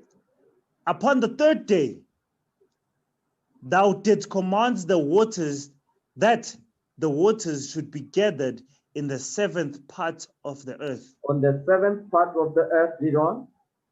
6 parts hast thou dried up and kept them, to the intent that of these some being planted of God and tilled might serve thee. Some being planted of God and tilled might serve thee. That goes into the grass and all of that stuff. But what we want to deal with is that the seventh part was holding the water, and the dry land was the dry land. The sixth part was the dry land. Okay? Read on. So, all this, go back to Genesis 1. So, I need you brothers to pay attention now. Genesis chapter 1, verse 9. The book of Genesis chapter 1, verse 9. Wait, can you And brothers, God said, hold on, can anybody hear me correctly? Am I audible? Yes, sir. Okay, okay. Yes, sir. Okay, Genesis 1, verse 9. Come on. the book of Genesis chapter 1, verse 9. And God Read. said, let the waters under the heaven be gathered together unto one place. So, And it says, let the waters under the heaven be gathered together unto one place. That's the seventh part in 2nd Ezra 6, verse 42. Okay, read that again, verse 9. the book of Genesis chapter 1, verse 9. And God said, let the waters under the heaven be gathered together unto one place. So that's the seventh And- part. Read. And let the dry land appear. And it was so. So the dry land is the sixth part. The dry land is the sixth part. If you notice, the water, where the water is gathered is more than the dry land. You understand? That's why you see the where the water is, it says the seventh part, and where the dry land is, it says the sixth part, because they are not the same. They are not in like manner. Okay? Watch this. Keep reading. Let me see. Go back to 2nd Ezra 6, verse 42 again. Second book of Ezra chapter 6, verse 42. Mhm. Upon the third day, thou didst command that the waters should be gathered in the seventh part of the earth. 6 parts hast thou dried up and kept them, to the intent that of these some being planted of God and tilled might serve thee. Read on. For as soon as thy word went forth, the work was made. As soon as the word of the Most High God went forth, the work was created. Read on. For immediately there was great and innumerable fruit and many and diverse pleasures for the taste, Come on. and the flowers of unchangeable color, Uh-huh. and odors of wonderful smell. Read. This was done the third day. So this was done the third day. So the fruit, the diverse pleasures of taste, flowers of unchangeable color, odors of wonderful smell, they were created the third day. Let's get some more details on that thing. Go back to Genesis now, chapter 1, verse 11. Genesis chapter 1, verse 11. The book of Genesis chapter 1 verse 11. And God said, let the earth bring forth grass, and the herb yielding seed, and the fruit tree yielding fruit No, and after his kind. okay, read that part again. And the what? And the fruit tree yielding fruit after his kind, Read. whose seed is in itself upon the earth, and it was so. On the sixth part. So on that sixth part, this is what was put on it. The things that the Lord planted. If you read 2nd Ezra 6:42, it says, to the intent that of these some being planted of God and tilled might serve thee. Verse 11 again. The book of Genesis chapter 1 verse 11. And God said, let the earth bring forth grass and the herb yielding seed, Read. and the fruit tree yielding fruit after his kind, whose seed is in itself upon the earth, and it was so. Next verse. And the earth brought forth grass and herb, and the earth brought forth grass and herb yielding seed after his kind, and the tree yielding fruit, whose seed was in itself after his kind, and God saw that it was good. So now, all of these things that are created, there's different species that have been created of plants, you understand, of fruit and vegetables and so forth, okay, of different species. That's what says after his kind. Next verse, verse 13. And the evening and the morning were the third day. The evening and the morning were the third day. So this was done the third day. Okay? Now give me Genesis chapter 1, verse 14 now. Let's go to the fourth day of creation. The book of Genesis chapter 1 verse 14. And God said, let there be light in the firmament of heaven to divide the day from the night. And let them be for signs and for seasons and for days and years. So now, on this day, this is the fourth day now. There's lights that are being created now. Not the third light that we read in 2nd Ezra. Because some of you might have forgot that. Go back to 2nd Ezra 6 verse 40 again. 2nd Ezra 6 verse 40. Second book of Ezra chapter 6 verse 40. Then commandest thou a fair light to come forth of thy treasures, that thy work might appear. You understand? So it's not talking about that now. On this day, on the fourth day, now the sun, the moon, and stars will be created. Okay? This is now outside of the firmament. Okay? It's not inside the firmament, it's outside. Because the sun, moon, and stars is not inside our sky, it's outside the ozone layer. You understand? Go back to Genesis now 1, Genesis chapter 1, verse 14. The book of Genesis chapter 1 verse 14. Mm-hmm. And God said, let there be lights in the firmament of heaven to divide the day from the night, and let them be for signs and for seasons and for days and years. Stop right there. Give me the book of Revelation real quick. Something I want to explain this. Okay? There's one.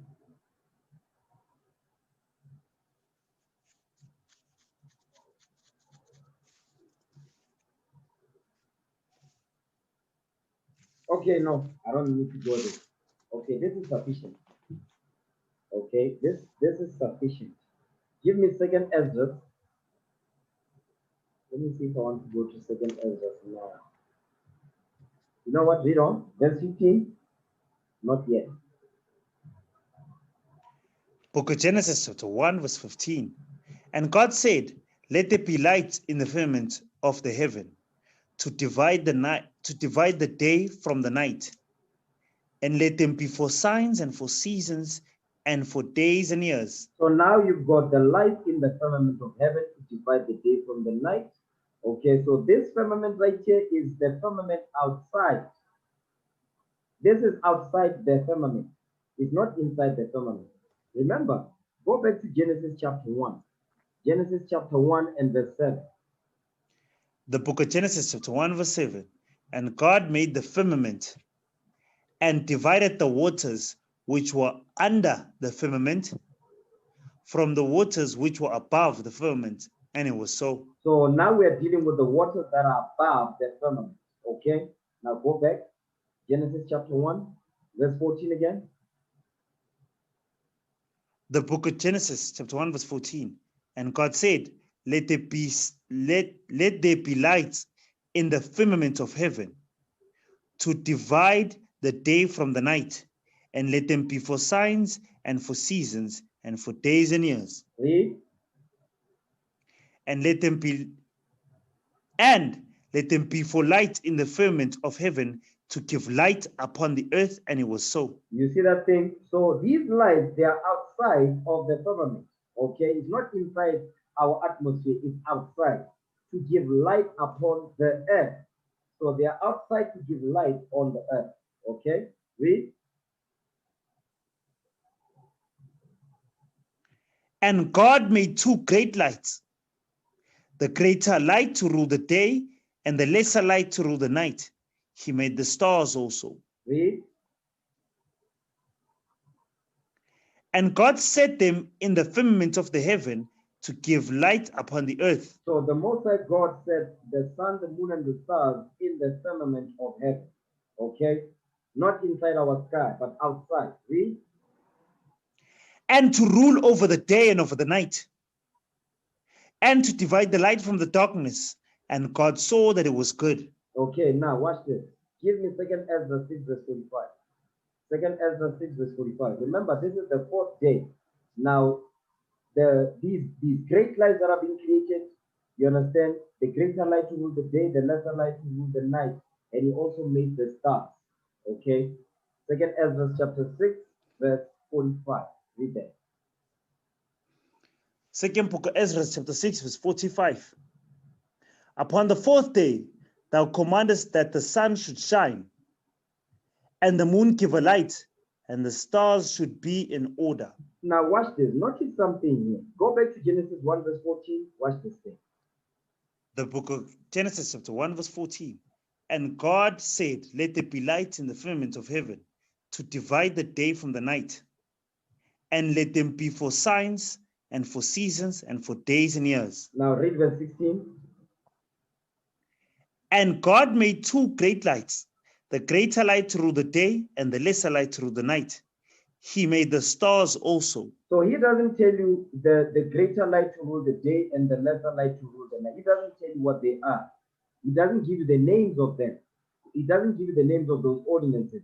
Go back to 2nd Ezra now 6, verse 45. Ezra is going to give you the names of those lights. Okay? 2nd Ezra 6, verse 45. Read that. Second book of Ezra, chapter 6, verse 45. Upon the 4th day, thou commandest that the sun should shine. The what? And that the sun should shine. The sun should shine, the greater light to rule the day. Read on. And the moon give a light. The lesser light to rule the night. Read. And the stars should be in order. And he made the stars also. Read on. Verse 46. And gave us them a charge to do service unto man that was to be made. You see that thing? And gave them a charge, meaning what? A law to do service unto men that was to be made. Because man was created when? The 6th day of creation. Okay, give me Sirach 43 verse 1. Sirach chapter 43 verse 1. Okay. Now this is the 4th day of creation. Sirach 43 verse 1. Let's get some more on this. Okay. The book of Ecclesiasticus, chapter 43, verse 1. Read. The pride of the height, the clear firmament, the beauty of heaven with his glorious show. With his glorious show. So the clear firmament, why does it say clear firmament? Hold on. Okay. Read the definition of void. That's void right there. I want this definition. Second definition. Read that. The definition of the word void. Adjective. Completely empty. Completely empty. Now let's read the synonyms. Read that. Empty. Clear. What did it say? Clear. Go back to Sirach 43 verse 1. The book of Ecclesiasticus, chapter 43 verse 1.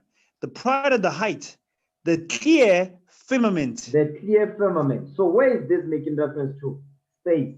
Okay? Outside the ozone layer. That's space. Verse 1 again. One more again. The book of Ecclesiasticus, chapter 43, verse 1. The pride of the height, the clear firmament, the beauty of heaven with his glorious show. So it's letting you know where which heaven this is. The firmament outside of our sky. Okay? You understand? Read. Watch this. It's gonna tell you what's in that space.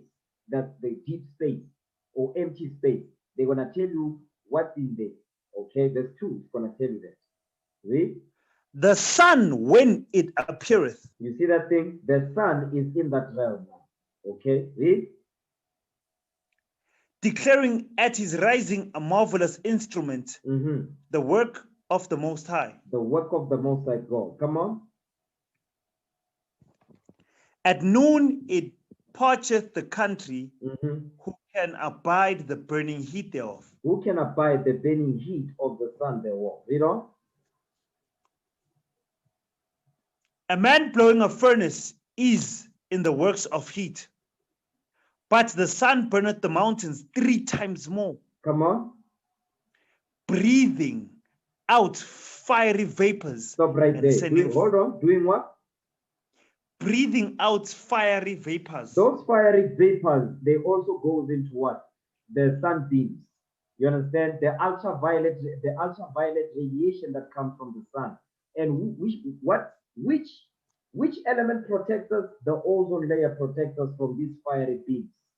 The ozone layer protects us from that thing. Because the ozone layer has a spirit to be able to filter out the sun rays that we're supposed to receive to benefit from and those that are not good for us. You understand? Read that again. Verse 4. The book of Ecclesiasticus, chapter 43, verse 4. A man blowing a furnace is in works of heat, but the sun burneth the mountains 3 times more, breathing out fiery vapors. Read. And sending forth bright beams. Sending forth. Sending forth bright beams. Come on. It dimmeth the eyes. How do you think the white man knows how to create sunglasses that can prevent your eyes from catching UV light? How do they know that? They are getting it right here. It says, breathing out fiery vapors and sending forth bright beams, it dimmeth the eye. It dimmeth the eye. That's why when you buy sunglasses, you see there's a UV sticker on it. UV, ultraviolet radiation. You understand? Come on, verse 5. Great is the Lord that made it, and at his commandment runneth hastily. You see that thing? At his commandment it runneth hastily. Letting you know what? It's letting you know that the sun is in motion. The sun rotates. That's why it says it runneth hastily. The sun is in motion. The sun is the one that does the rotating. The earth remains still, the sun does the rotating, not the other way around. Because today they say the earth rotates around the sun. That's not biblical. This is the most high science is the sun rotates, the earth stands still. Esau's witchcraft says the sun is standing still and the earth rotates around the sun. That's not biblical. Even when you look at satellites, why would a satellite need to rotate around the earth? I get if the earth is rotating, why would the satellite need to be rotating? Why would you need to do that? Because they know, but they are pushing garbage out. Read verse 5, verse 4 again. The book of Ecclesiasticus, chapter 43, verse 5. Great is the Lord that made it, and his commandment, at his commandment runneth hastily. Read. He made the moon also to serve in her season, for a declaration of times and a sign of the world. A sign of the world, meaning what? Because the moon, it helps us to be able to do what? To understand the feasts in their season. For us to observe the high holy days, the feasts in their season, or seasonal feasts in their proper time. Okay? That's what the moon does. If you read Psalm 104 and Genesis chapter 1, it says that also. Come on, verse 7. Verse 7 again. The book of Ecclesiasticus, chapter 43, verse 7. From the moon is the sign of feasts, a light that decreaseth in her perfection. Because on the fourth day, when the moon was created, guess what? When the moon was created on the fourth day, go back to 2nd Ezra 6. We're coming back here. So hold the rod, don't close it. 2nd Ezra chapter 6. 2nd Ezra 6 and verse 45. Second book of Ezra, chapter 6, verse 45. Upon the fourth day, thou commandest that the sun should shine, and the moon give her light. And the what? And the moon give her light. So on the fourth day, the moon was commanded to give her light. Meaning what? It was full. The moon was full, okay? That was the new moon because that's when it was created on the fourth day. All right, go back. Ecclesiasticus 43, verse 7. The book of Ecclesiasticus, chapter 43, verse 7. From the moon is the sign of feasts, a light that decreaseth in her perfection. Okay, read that again.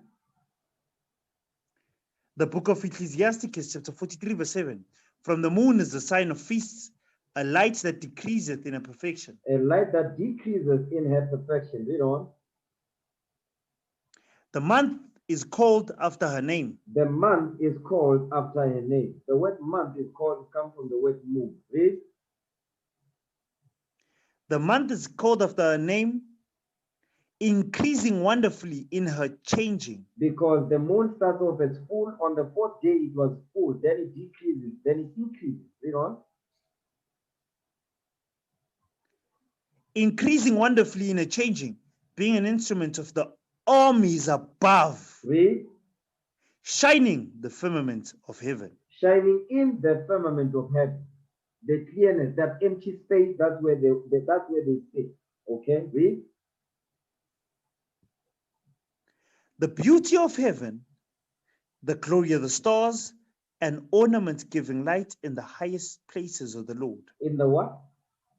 In the highest places of the Lord. That's outer space. Outer space. In the highest places of the Lord. Outer space. Outside of the ozone layer. Outside of our atmosphere. Read. Verse 10. At the commandment of the Holy One, they will stand in their order and never faint in their watches. And never do what? And never faint in their watches. And never faint in giving charge for what they're supposed to do. Never stop giving light. That's what it means. Never faint in their watches. Never stop giving light. Okay? This was the fourth day. The fourth day when they were created, they were like that. And then obviously the moon goes through cycles or phases. All right? Okay, let's go back to Genesis 1 now. Genesis chapter 1. Genesis chapter 1 and read verse 18 again. The book of Genesis chapter 1 verse 18. And to rule over the day and over the night, and to divide the light from the darkness. And God saw that it was good.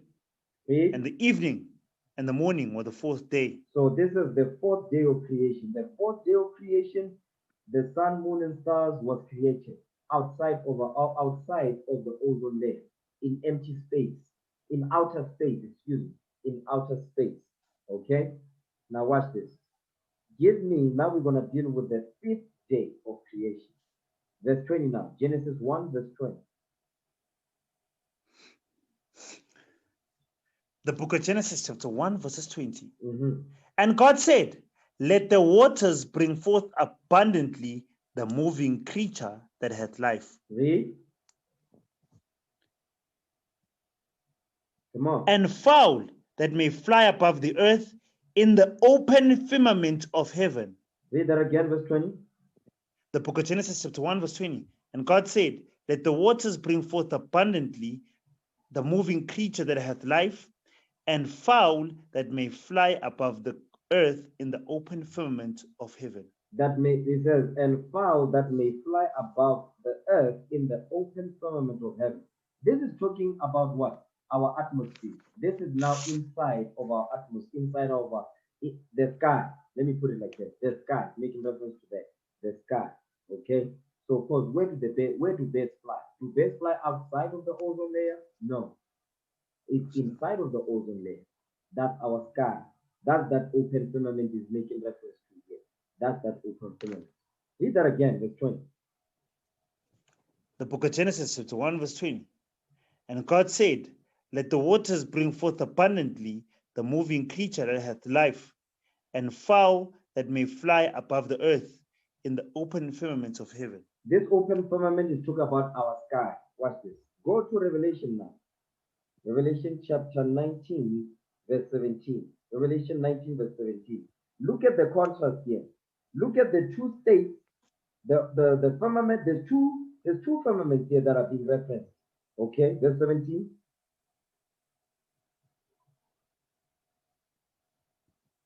The book of Revelations, chapter 19, verse 17. Chapter 19, verse 17. And I saw an angel standing in the sun. Standing where? In the sun. So the angel was standing in the sun. So where's the sun? Is it in our atmosphere? No. No, sir. So now imagine. Now, let's say that I'm going back to Christianity now because I hate that thing. So they say the angel slept with Mary.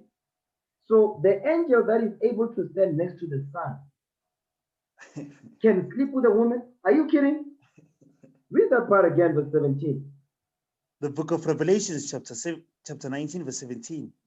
And I saw an angel standing in the sun. The angel was standing in the sun. Where's the sun?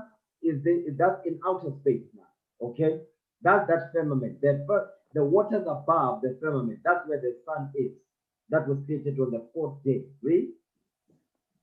And he cried with a loud voice, saying to all the fowls that fly in the midst of heaven. The fowls that fly in the midst of heaven. Where is that? In our atmosphere, inside our atmosphere, under the ozone layer, our sky. That's what this is. So there's two states here. There's one outside of the ozone layer, which is outer space.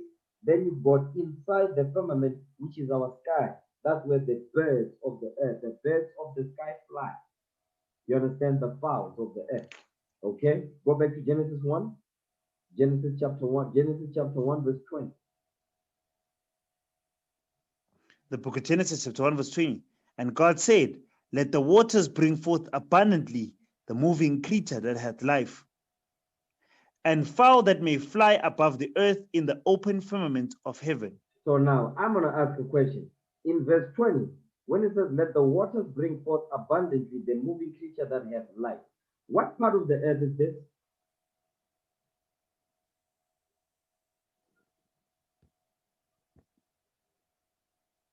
Come on, brothers. Video's on. Which part of the earth is this?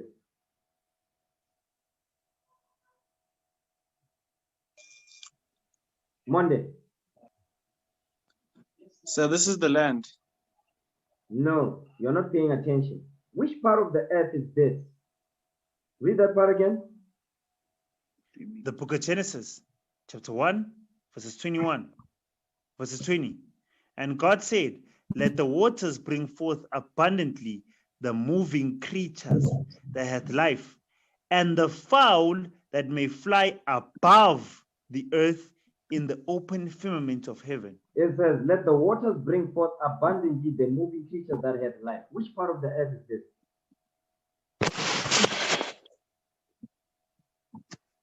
The waters, sir. Yeah, but which part? How much? What's the percentage? The sixth part. You are guessing. Oh, the you are sixth wrong. part. You are guessing. You are guessing. Don't be guessing. Blessing. Yes, I was about to say the sixth part. The sixth part? No. Kanda.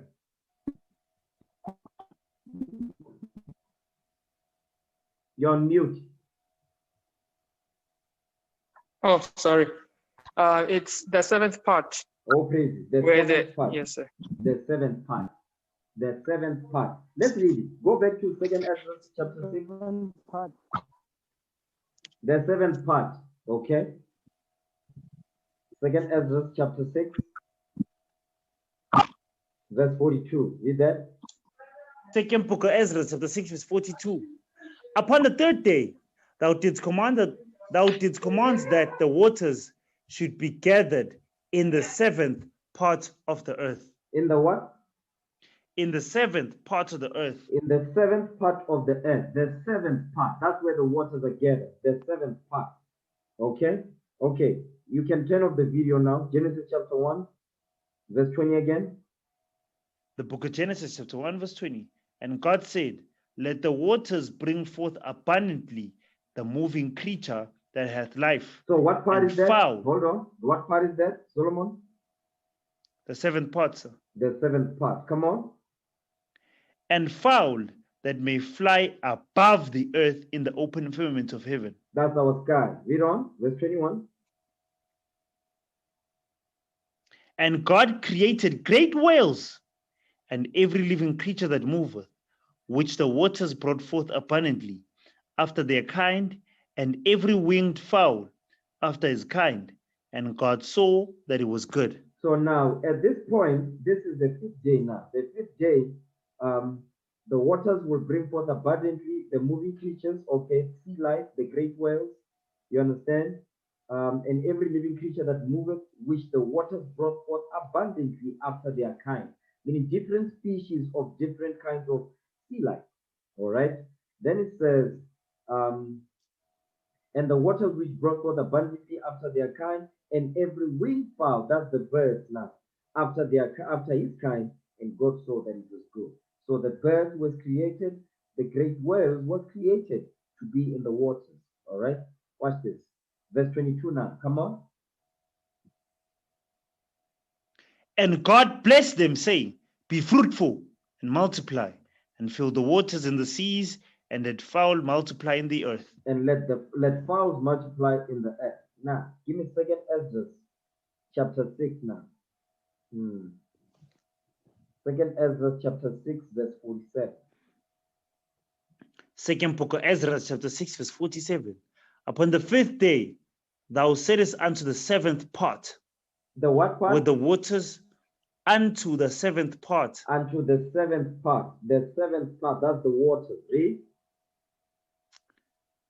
Unto the seventh part where the waters were gathered, that it should bring forth living creatures, fowls, and fishes. Come on. So it came to pass. So fowls, fishes, you understand?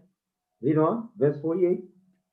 For the dumb water and without life brought forth living things at the commandment of God, that all people might praise thy wonderful works. But that all people might praise thy wondrous works. So now you see when it says, for the dumb water and without life. Without life. What was that life? The sea life that the Lord created in the water. That is the life that is making the water. And without life. Without the sea life in verse 47. Okay? Read verse 48 again. Second book of Ezra, chapter 6, verse 48. For the dumb water and without life brought forth living things at the commandment of God. Read. That all people might praise thy wondrous works. Because on the sixth day, that's when the Lord will create so they can praise his wondrous works. Okay? Come on.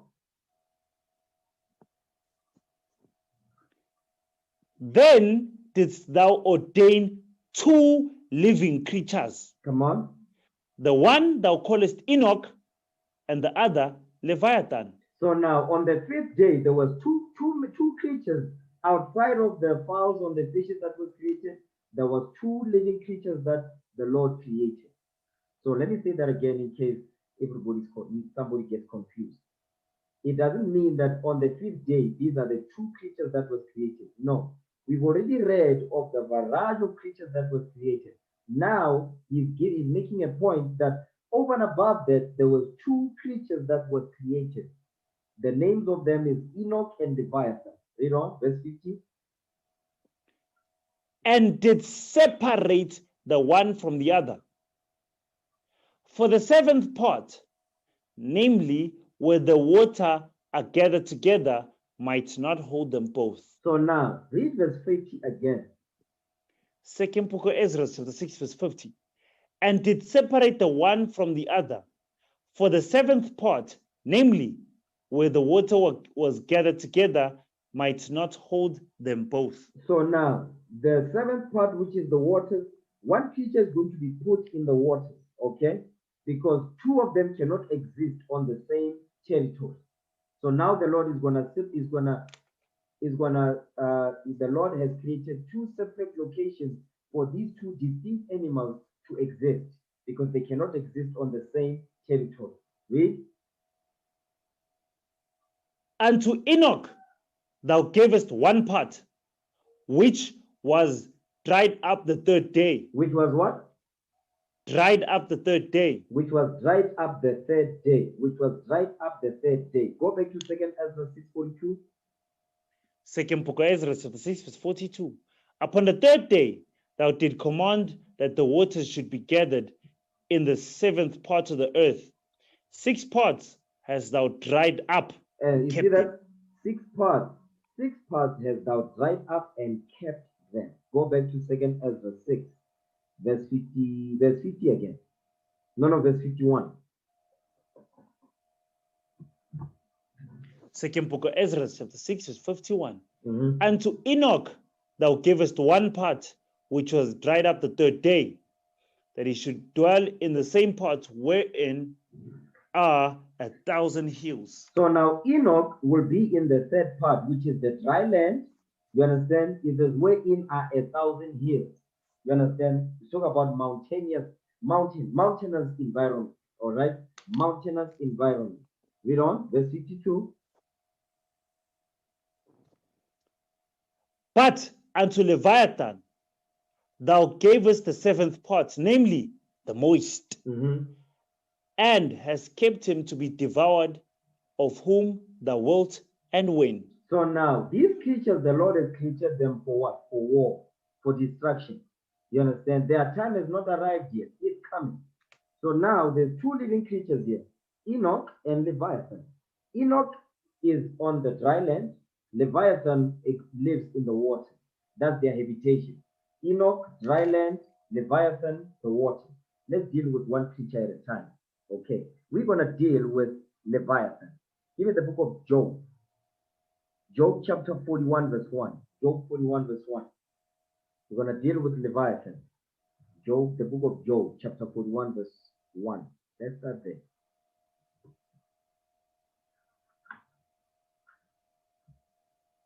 Come on. The book of Job, chapter 41, verses 41. No, verse 1. Job 41 verse 1. Pay attention. Come on. The book of Job, chapter 41, verse 1. Mhm.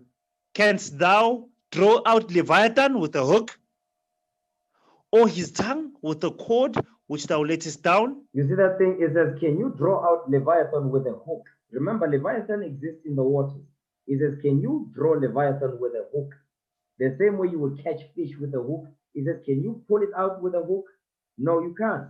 It says, or his tongue with a cord which thou lettest down. The same way they catch fish.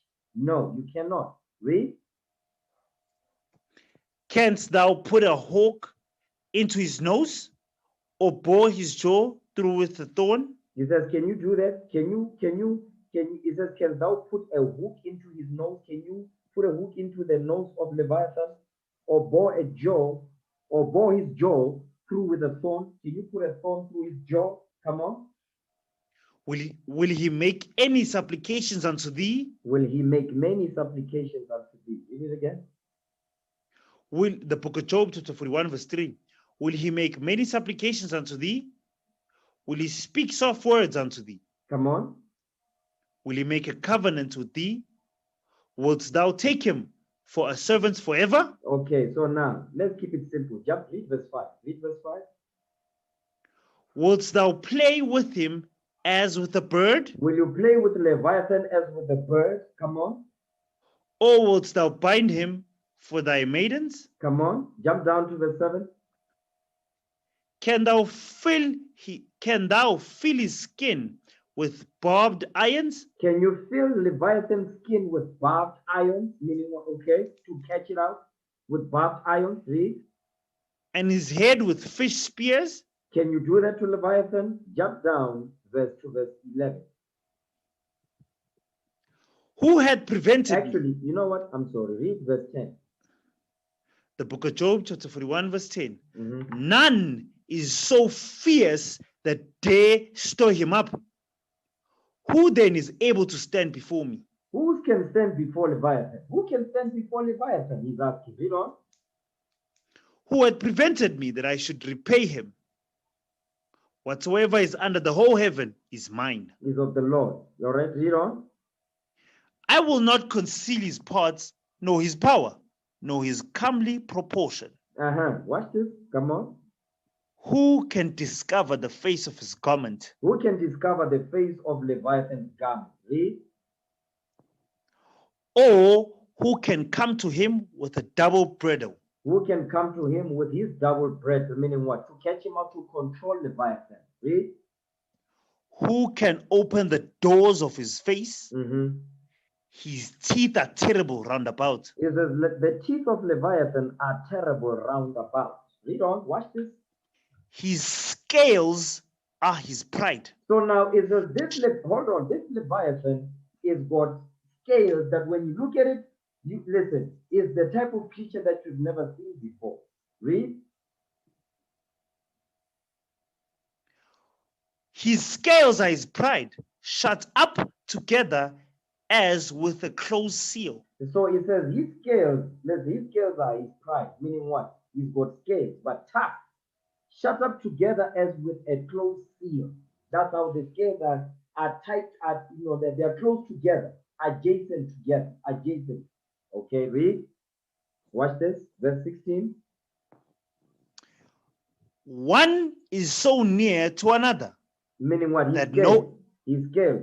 He says his scales are so near one to another, that no air come between them. So the air cannot come between the scales of Leviathan. Read on, watch this. They are joined one to another. They stick together. They cannot be sundered. Meaning they cannot be separated. Read on, his scales. Meaning what? There's no type of weaponry that you can use to pierce through the scales of Leviathan. That's what it's saying. Read. By his nesings, By a his light nesings, doth. by his nesings, come on. By his nesings, a light doth shine, and his eyes are like the eyelids of the morning. And his eyes are like the eyelids of the morning. What kind of creature is that? The eyelids of the morning. Have you ever seen when the sun is about to come out? You see it's red, meaning what? It's got red eyes. Okay? Read. Out of his mouth go burning lamps. Out of his mouth comes out fire. Okay? Fire out of his mouth. Read.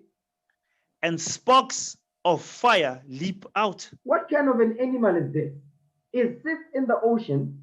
It says the scales of it, you cannot pierce through the scales of it. You understand? Then it says, out of his mouth comes fire. The sparks of fire out of his mouth. Read.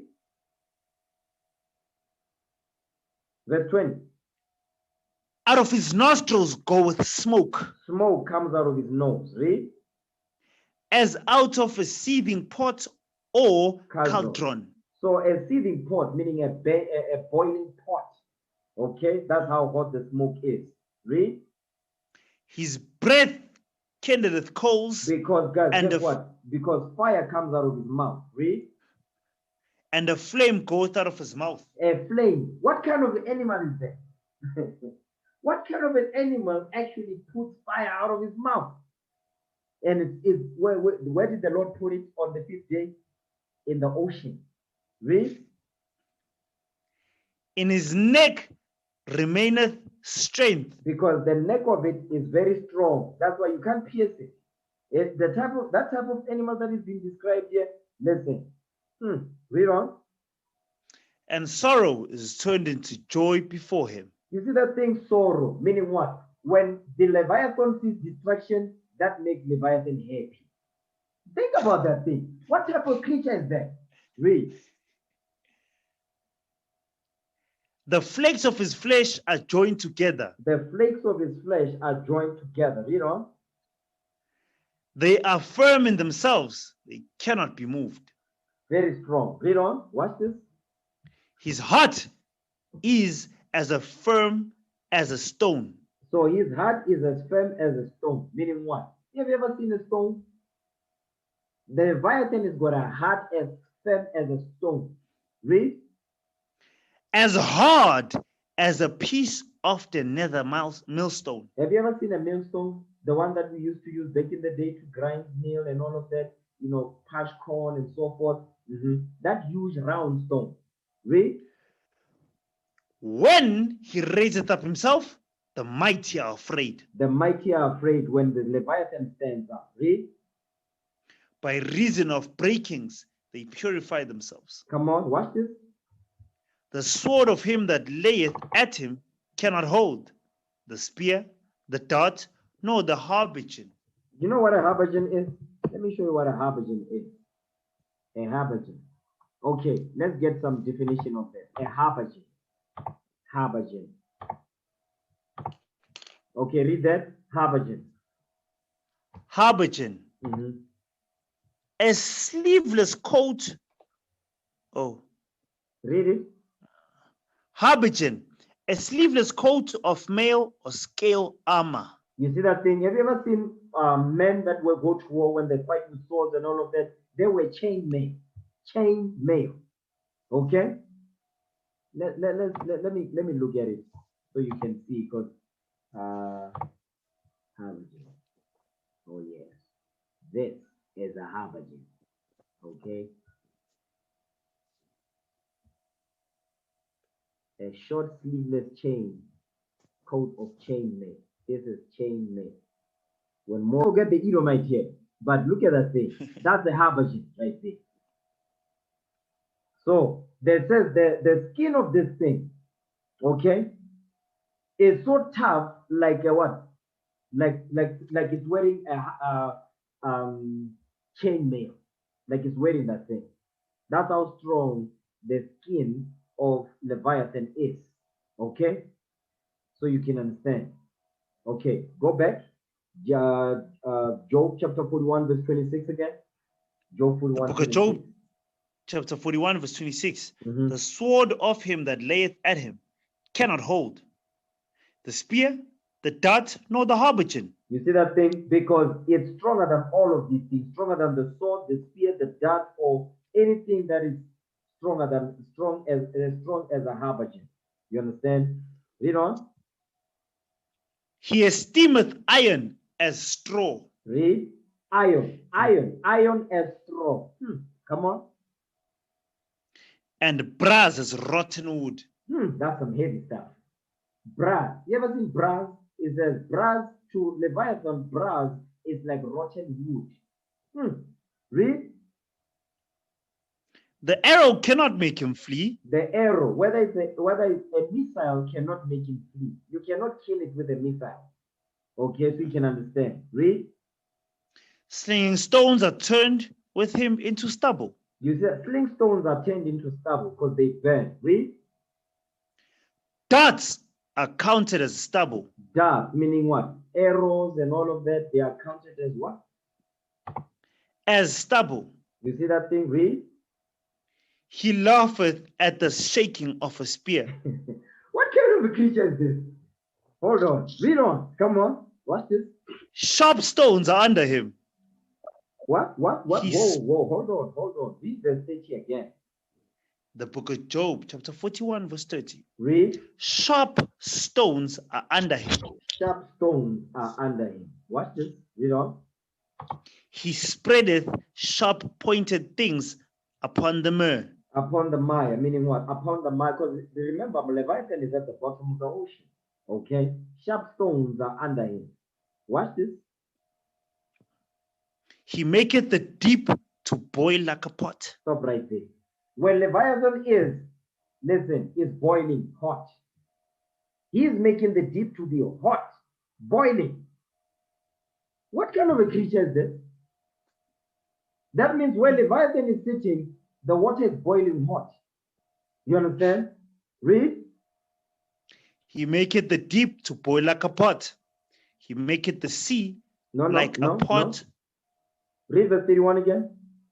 The book of Job, chapter 41, verse 31. He maketh the deep to boil like a pot.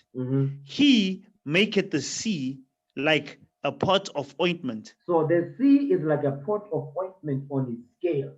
Read. He maketh a path to shine after him. What does he do? He maketh the path to shine after him. He maketh the path to shine after him, because out of his eyes cometh what? Lamps of fire, so he can see where he's going. Read. One would think the deep to be hoary. Hoary means white. One it says one would think the deep to be hoary because of the bright beams that comes out of Leviathan. Read. Upon the earth there is not his like, who is made without fear. Meaning what? Leviathan has no fear in him. Read. He belongeth all high things. He beholdeth. Come on. The book of Job, chapter 41, verse 34. He beholdeth all high things. He is a king over all the children of pride. He's the king over all the children of pride. Who are the children of pride? The Caucasian race. Esau, they are the children of pride. You see that Leviathan is created not just for them, but for wicked Israelites also. But watch this thing. Let's see what Leviathan looks like. Because everybody's wondering, what does Leviathan look like? Everybody ever seen Godzilla? That's Leviathan. Yes, sir.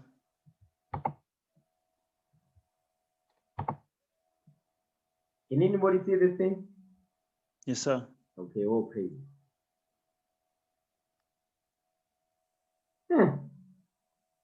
Look at that thing.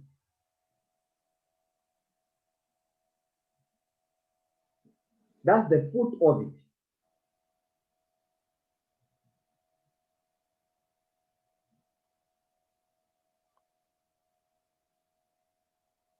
Why do you think Esau gets this stuff from? He gets it from the Bible. Esau is not that smart, okay? That's Leviathan right there. That is Leviathan right there. Look at that thing.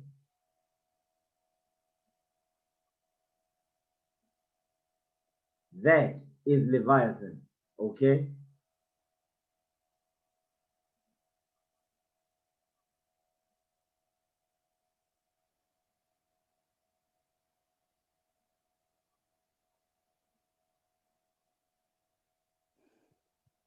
They are not going to be able to do nothing to this thing. But obviously, in Esau's movies, they win. Okay? But according to the scriptures, there's no weapon on this earth that can stand against Leviathan. It don't exist. Look at that thing. Is a brass to him, iron is like what? It's like rotten wood. Look at that.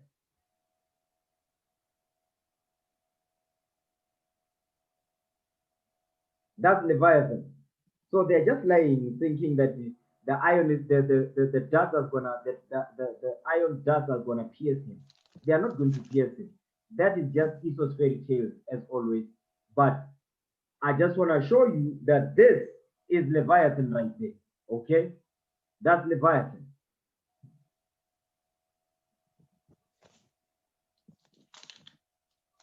It's Okay, so go back to Second Ezra now. Second Ezra chapter 6. Now that we've seen what Leviathan looks like, we're gonna deal with Enoch. Second Ezra 6 verse 49. These creatures were created on the 5th day. Okay, the 5th day. Second Ezra 6 verse 49. Read that thing. Second book of Ezra, chapter 6, verse 49. Mm-hmm. And didst thou ordain 2 living creatures, the one thou callest Enoch, and the other Leviathan. So one was called Enoch, the other one was called Leviathan. Leviathan in the waters, Enoch in the thousand hills, mountainous environment. All right, watch this. Give me the book. Give me the book of Job, chapter 40, verse 15. Let's go back to the book of Job. Job 40, verse 15. We're gonna deal with Enoch now. Enoch. Okay.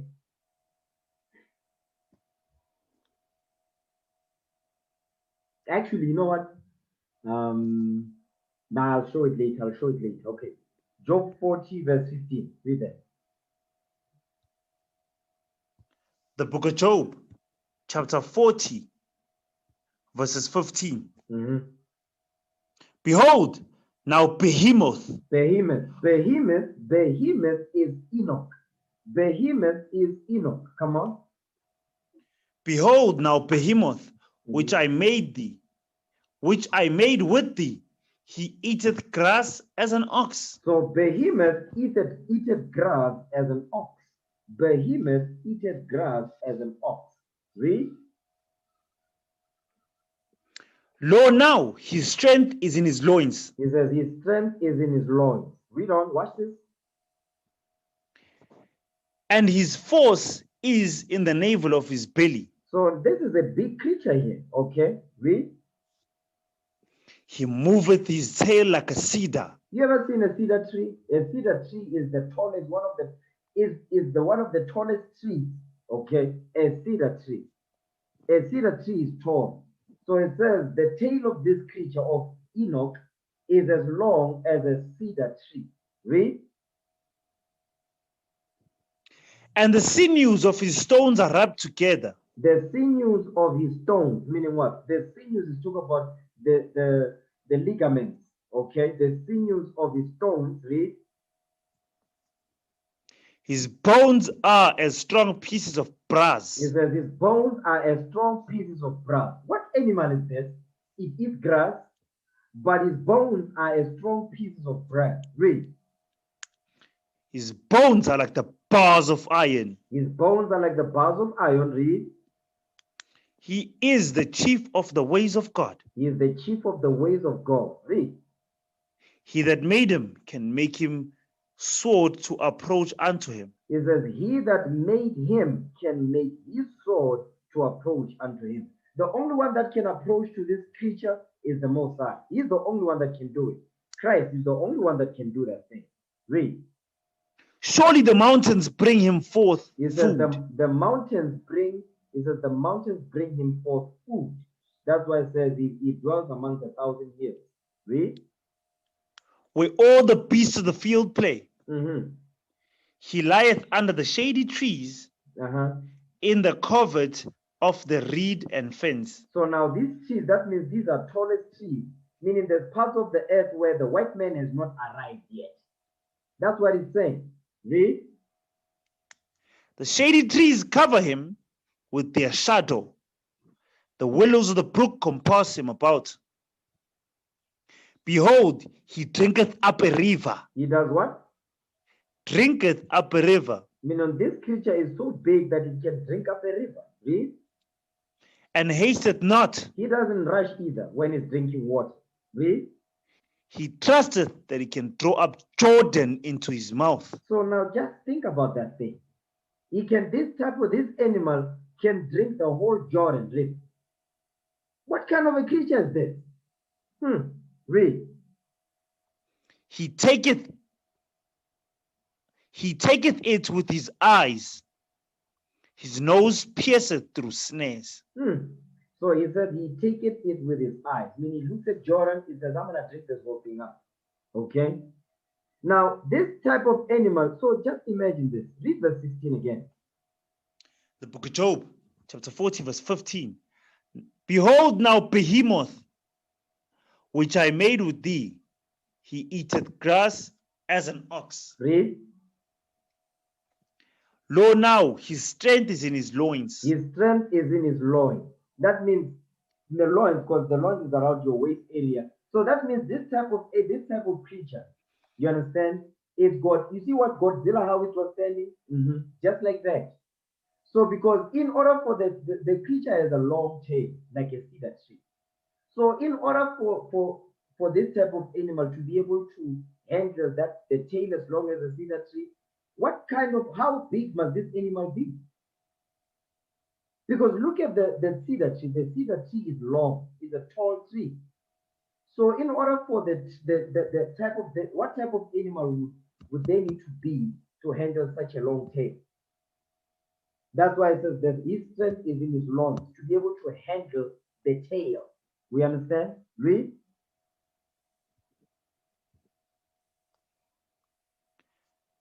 And come on.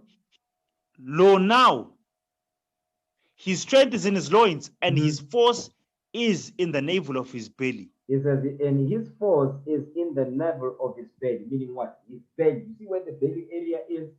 So look at the way Enoch, not Enoch, but Leviathan is. The belly. You see that belly, what it looks like? Because in order for him to be able to drink up Jordan, what type of belly would he need to have? The sinews, the muscles. What type of muscles is those? Okay, read. And he moveth his tail like a cedar. The sinews of his stones are wrapped together. The sinews of his stones are wrapped together. Watch this, verse 18. His bones are as strong as pieces of brass. No, read that again, verse 18.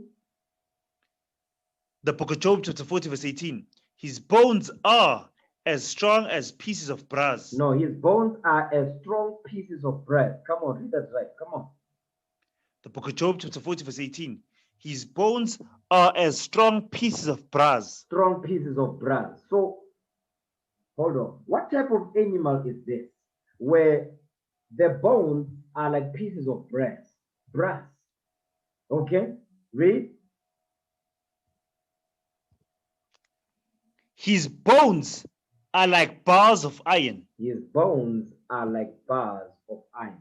Now, let's see what Enoch looks like. So pay attention. Okay, look at that thing.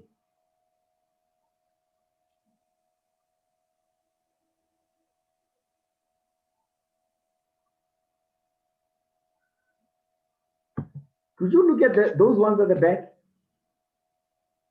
These are smaller ones. Look at this one right here. You see that one? Brothers, you see that? Yes, sir. Look at the ones at the back.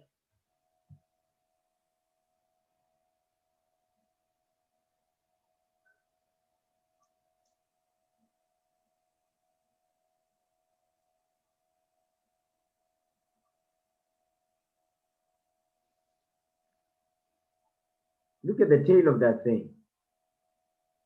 This is just a poor man's version of the rendering of Enoch.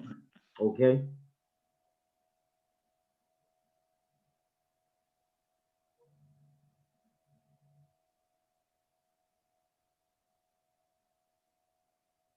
By the way, Enoch is a dinosaur. Where do you think these white people get this stuff from? They say dinosaurs. Where do you think they get this stuff from?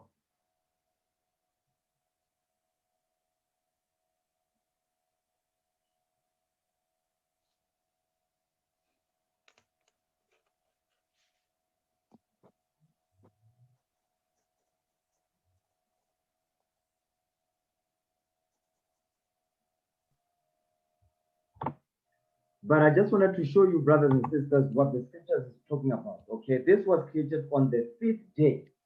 All right, this is one of the creatures that was created on the 5th day. All right, okay, so let's go back. Go back to Genesis chapter 1 now. Genesis 1. Genesis chapter 1 and verse 22. Read that. The book of Genesis, chapter 1, verse 22. Mhm. God blessed him, saying, be fruitful and multiply, and fill the waters and the seas, and let fowl multiply in the earth. Read. And the evening and the morning were the 5th day. The evening and the morning was the 5th day. So we just went over the 5th day of creation. Okay, come on. Verse 24 now.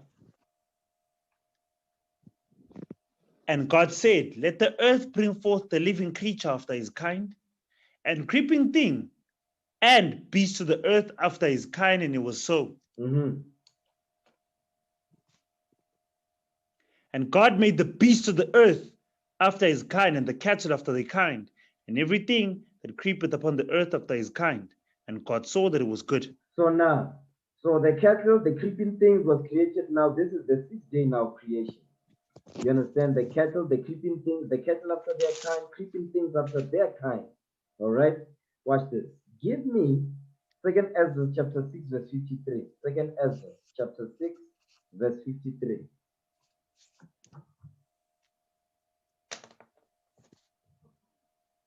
Second book of Ezra, chapter 6, verses 53. Read. Upon the 6th day, thou gavest commandment unto the earth, that before thee it should bring forth beasts, cattle, and creeping things. You see that thing? Beast, cattle, and creeping things. Go back to Genesis 1, verse 25, verse 24 and 25 together. The book of Genesis, chapter 1, verses 24. Mhm. And God said, let the earth bring forth the living creature after his kind, cattle and creeping thing, and beast of the earth after his kind, and it was so. Read. And God made the beasts of the earth after his kind, and cattle after their kind, and everything that creepeth upon the earth after his kind. And God saw that it was good. Now watch this. Verse 26 now. Come on. And God said, let us make man in our image, after our likeness, and let them have dominion over the fish of the sea, over the fowl of the air, and over the cattle, and over all the earth, and over every creeping thing that creepeth upon the earth. So now read verse 26 one more again. The book of Genesis, chapter 1, verse 26. And God said, let us make man in our image, after our likeness, and let them have dominion over the fish of the sea, over the fowl of the air, and over the cattle, and over all the earth, and over every creeping thing that creepeth upon the earth. So now when it says, and God said, let us make man in our image. Let's deal with the us first. Let us make man in our image. Give me the book of Acts, chapter 7, verse 55. Okay? And God said, let us make man in our image. All right? Acts, chapter 7, verse 55. Read that. The book of Acts, chapter 7, verse 55. Mm-hmm. But he, being full of the Holy Ghost, looked up steadfastly into heaven and saw the glory of God and Jesus standing on the right hand of God. So now this is Stephen, okay? He was filled with the Holy Ghost. He saw the glory of God and Jesus standing on the right hand of God. Now, that's the us, okay? But we need to deal with the last part of with the other part of that thing. Give me the book of 2nd Ezra, chapter 7, verse 1. Because remember, the us is making reference to God, Christ, and the angels. So in Acts chapter 7, verse 55, is going to Christ and the Most High. Now let's deal with the angels. 2nd Ezra chapter 7, verse 1. Because the word God is plural, means powers. Okay? 2nd Ezra 7, verse 1. Watch this. Second book of Ezra, chapter 7, verse 1. And when I had made an end of speaking these words, there was sent unto me the angel which had been sent unto me the night before. So now the night afore. Come on, you are assuming stuff here. You are adding stuff. Read verse 1 again. The second book of Ezra, chapter 7, verse 1. And when I had made an end of speaking, and when I had made an end of speaking these words, there was sent unto me the angel which had been sent unto me the nights afore. So now the angel was sent to Ezra. Watch this. Come on. And he said unto me, up, Ezra, and hear the words that I am come to tell thee. Read. And I said, speak on, my God. What did he say? Speak on, my God. Read verse 1. Let's see who he's talking to. Verse 1 again. Second book of Ezra, chapter 7, verse 1. And when I had made an end of speaking these words, there was sent unto me the angel which had been sent unto me the nights afore. So now you see what Ezra is saying to the angel is speak on, my God. Speak on, my God. He's calling the angel God because God means power. Give me that in 1 Corinthians chapter 8, verse 5. 1 Corinthians 8, verse 5. Speak on, my God. 1 Corinthians 8, verse 5. First book of Corinthians, chapter 8, verse 5. For though there be that are called gods, whether in heaven or in earth, as there be gods many and lords many. You see that thing? For though there be that are called gods, whether in heaven, because that's where the angels are, or in earth. You understand? So go back to Genesis 1, verse 26. The book of Genesis, chapter 1, verse 26. And God said, let us make man in our image. So now that's making reference to what? The Most High God, Christ in the angels. Let us make man in our image. Okay, read. After our likeness. After our likeness, read on. And let them have dominion. So it says, let us make man. Who's this man? The man here in verse 26 is making reference to mankind. Mankind. Verse 26 again, read that slow. Okay. The book of Genesis, chapter 1, verse 26. And God said, let us make man in our image. So man is making reference to mankind. Read. After our likeness. And let mankind, let them, come on, have dominion over the fish of the sea, and over the fowl of the air, and over the cattle, and over all the earth, and over every creeping thing that creepeth upon the earth. Read. So God created man in his own image. So God created man in his own image, mankind in his own image. It's still going reference to mankind. Yeah, it says God created man in his own image. Read on. In the image of God created he him. Stop right there. Read that part again. The book of Genesis chapter 1 verse 27. So God created man in his own image. Mhm. In the image of God created he him. The him here is talking about Adam. The him here is talking about Adam. Read. Male and female created he them. Male and female created he them. That them is not talking about Adam and Eve. Okay? Male and female created he them is talking about mankind in verse 26. Male and female created he them is talking about mankind in verse 26. But when it says, in the image of God created he him, the him here is talking about Adam. The him here is talking about Adam. Write that down. Second Ezra 6 verse 53. Second book of Ezra chapter 6 verse 53. Upon the sixth day thou gavest commandment unto the earth, that before thee it should bring forth beasts, cattle, and creeping things. Watch this. Verse 54. After these, Adam also. That's the him. That's why it says and in the image of him, in the image of God, created he him in Genesis 1:26. Read verse 54 again in second Ezra. Second book of Ezra chapter 6 verse 54. Come on. And after these, Adam also, Mm-hmm. whom thou madest Lord over all thy creatures. Who thou madest Lord of all thy creatures, meaning of all God's creation. Read. Of him come we all. Stop right there. Notice here it says, of him, of Adam, come we all. Go back to Genesis 1 now. Watch this thing. Genesis 1:26. The book of Genesis chapter 1 verse 26. And God said, let us make man in our image, Read. after our likeness, Mm-hmm. and let them have dominion over the fish of the sea, and over the fowl of the air, and over the cattle, and over all the earth, and over every creeping thing that creepeth upon the earth. Now watch this. You see in verse 26, you might assume that verse 26 came before verse 27, because the Bible is not written like that. Okay? Read verse 27 now. Watch this. So God created man in his own image. Mankind, In the image of God created he him. in the image of God, created he him. The him here is Adam in 2nd Ezra 6 verse 54. Read. Male and female created he them. Go back to 2nd Ezra 6 verse 54 so we can understand which one came first. Second book of Ezra chapter 6 verse 54.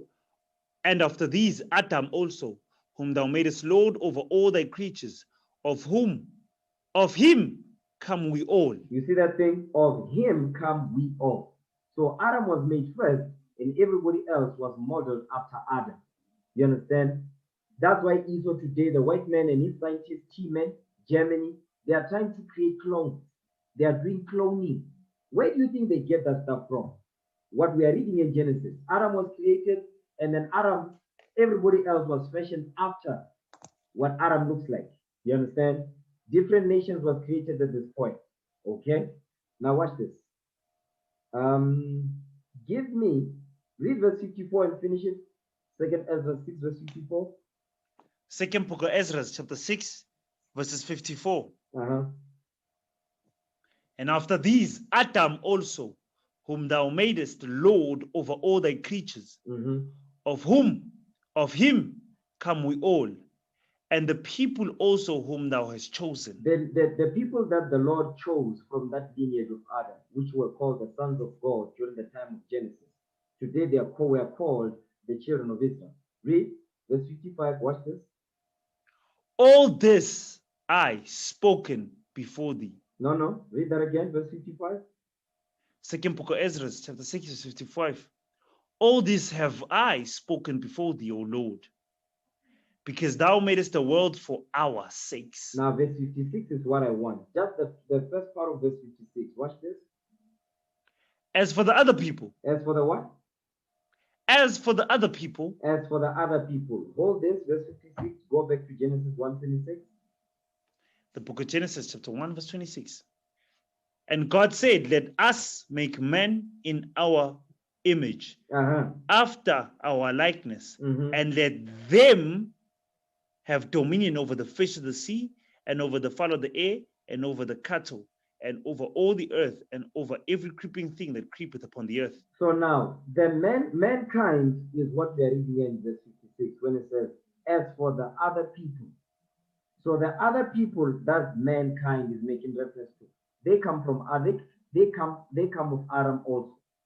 That's why here it says, as for the other people, we talk about mankind, everyone else. Okay, but Aram was made first. Everyone else is the other people in 2nd Ezra 6, verse 56. Go back to 2nd Ezra 6, verse 56. Second book of Ezra, chapter 6, verse 56. As for the other people, which also come of Adam, Which that what? was said, Which do what? which also come of Adam. Which also come of Adam. They come of Adam also because they were modeled after the likeness of Adam. Read. Which come of Adam also.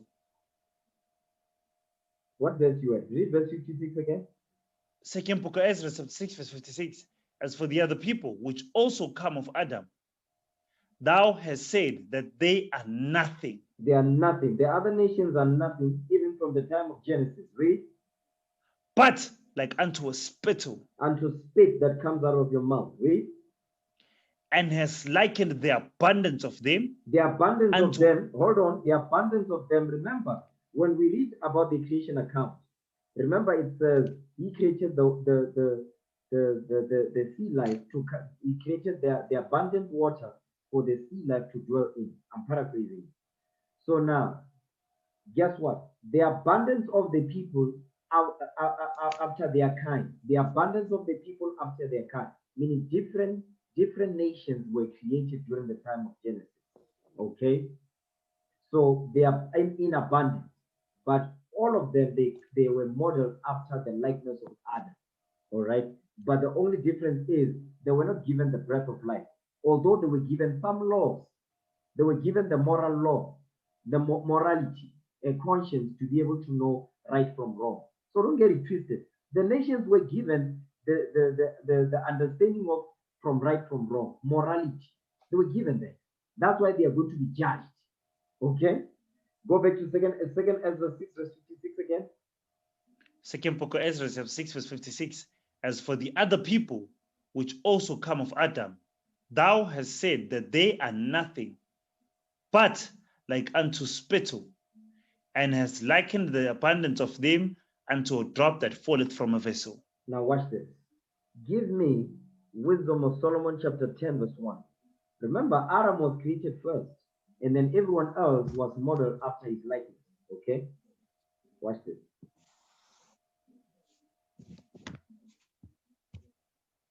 I'm almost done. Wisdom of Solomon chapter 10, verse 1. I told you that I'm going to take my time with it because I see it look like I'm rushing. Wisdom of Solomon 10, verse 1. Read that. Wisdom of Solomon chapter 10, verse 1. She preserved the first formed father of the world. See that thing? The first formed father of the world. That's Adam. Read. The she is wisdom. Wisdom preserved the first formed father of the world. Read. That was created alone. That was what? Created alone. That was created alone. Adam was created alone. And then everyone else came after that. Read. And brought him out of his fall. Read. And gave him power to rule all things. All things, every creature and everyone. Adam was given that thing. And the direct line of Adam, which is us, we was given the same power. Okay? Give me that in Wisdom of Solomon 7, verse 1 now. Wisdom of Solomon 7 verse 1.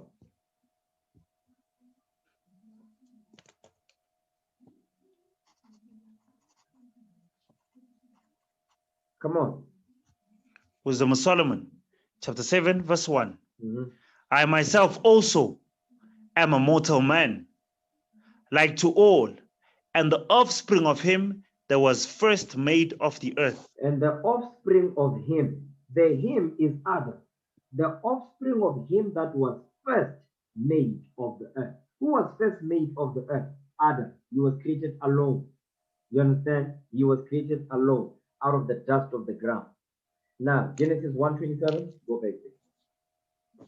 The book of Genesis, chapter 1, verse 27. So God created man in his own image. In the image of God created he him. Male and female created he them. Now, watch this. Genesis 2 verse 7. Because now Genesis 2 goes into the details of Adam. Okay? The details of the creation account. It goes into more details. But what I want to deal with is Adam. Genesis 2 verse 7.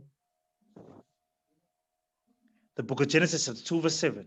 And the Lord God formed man of the dust of the ground Mhm.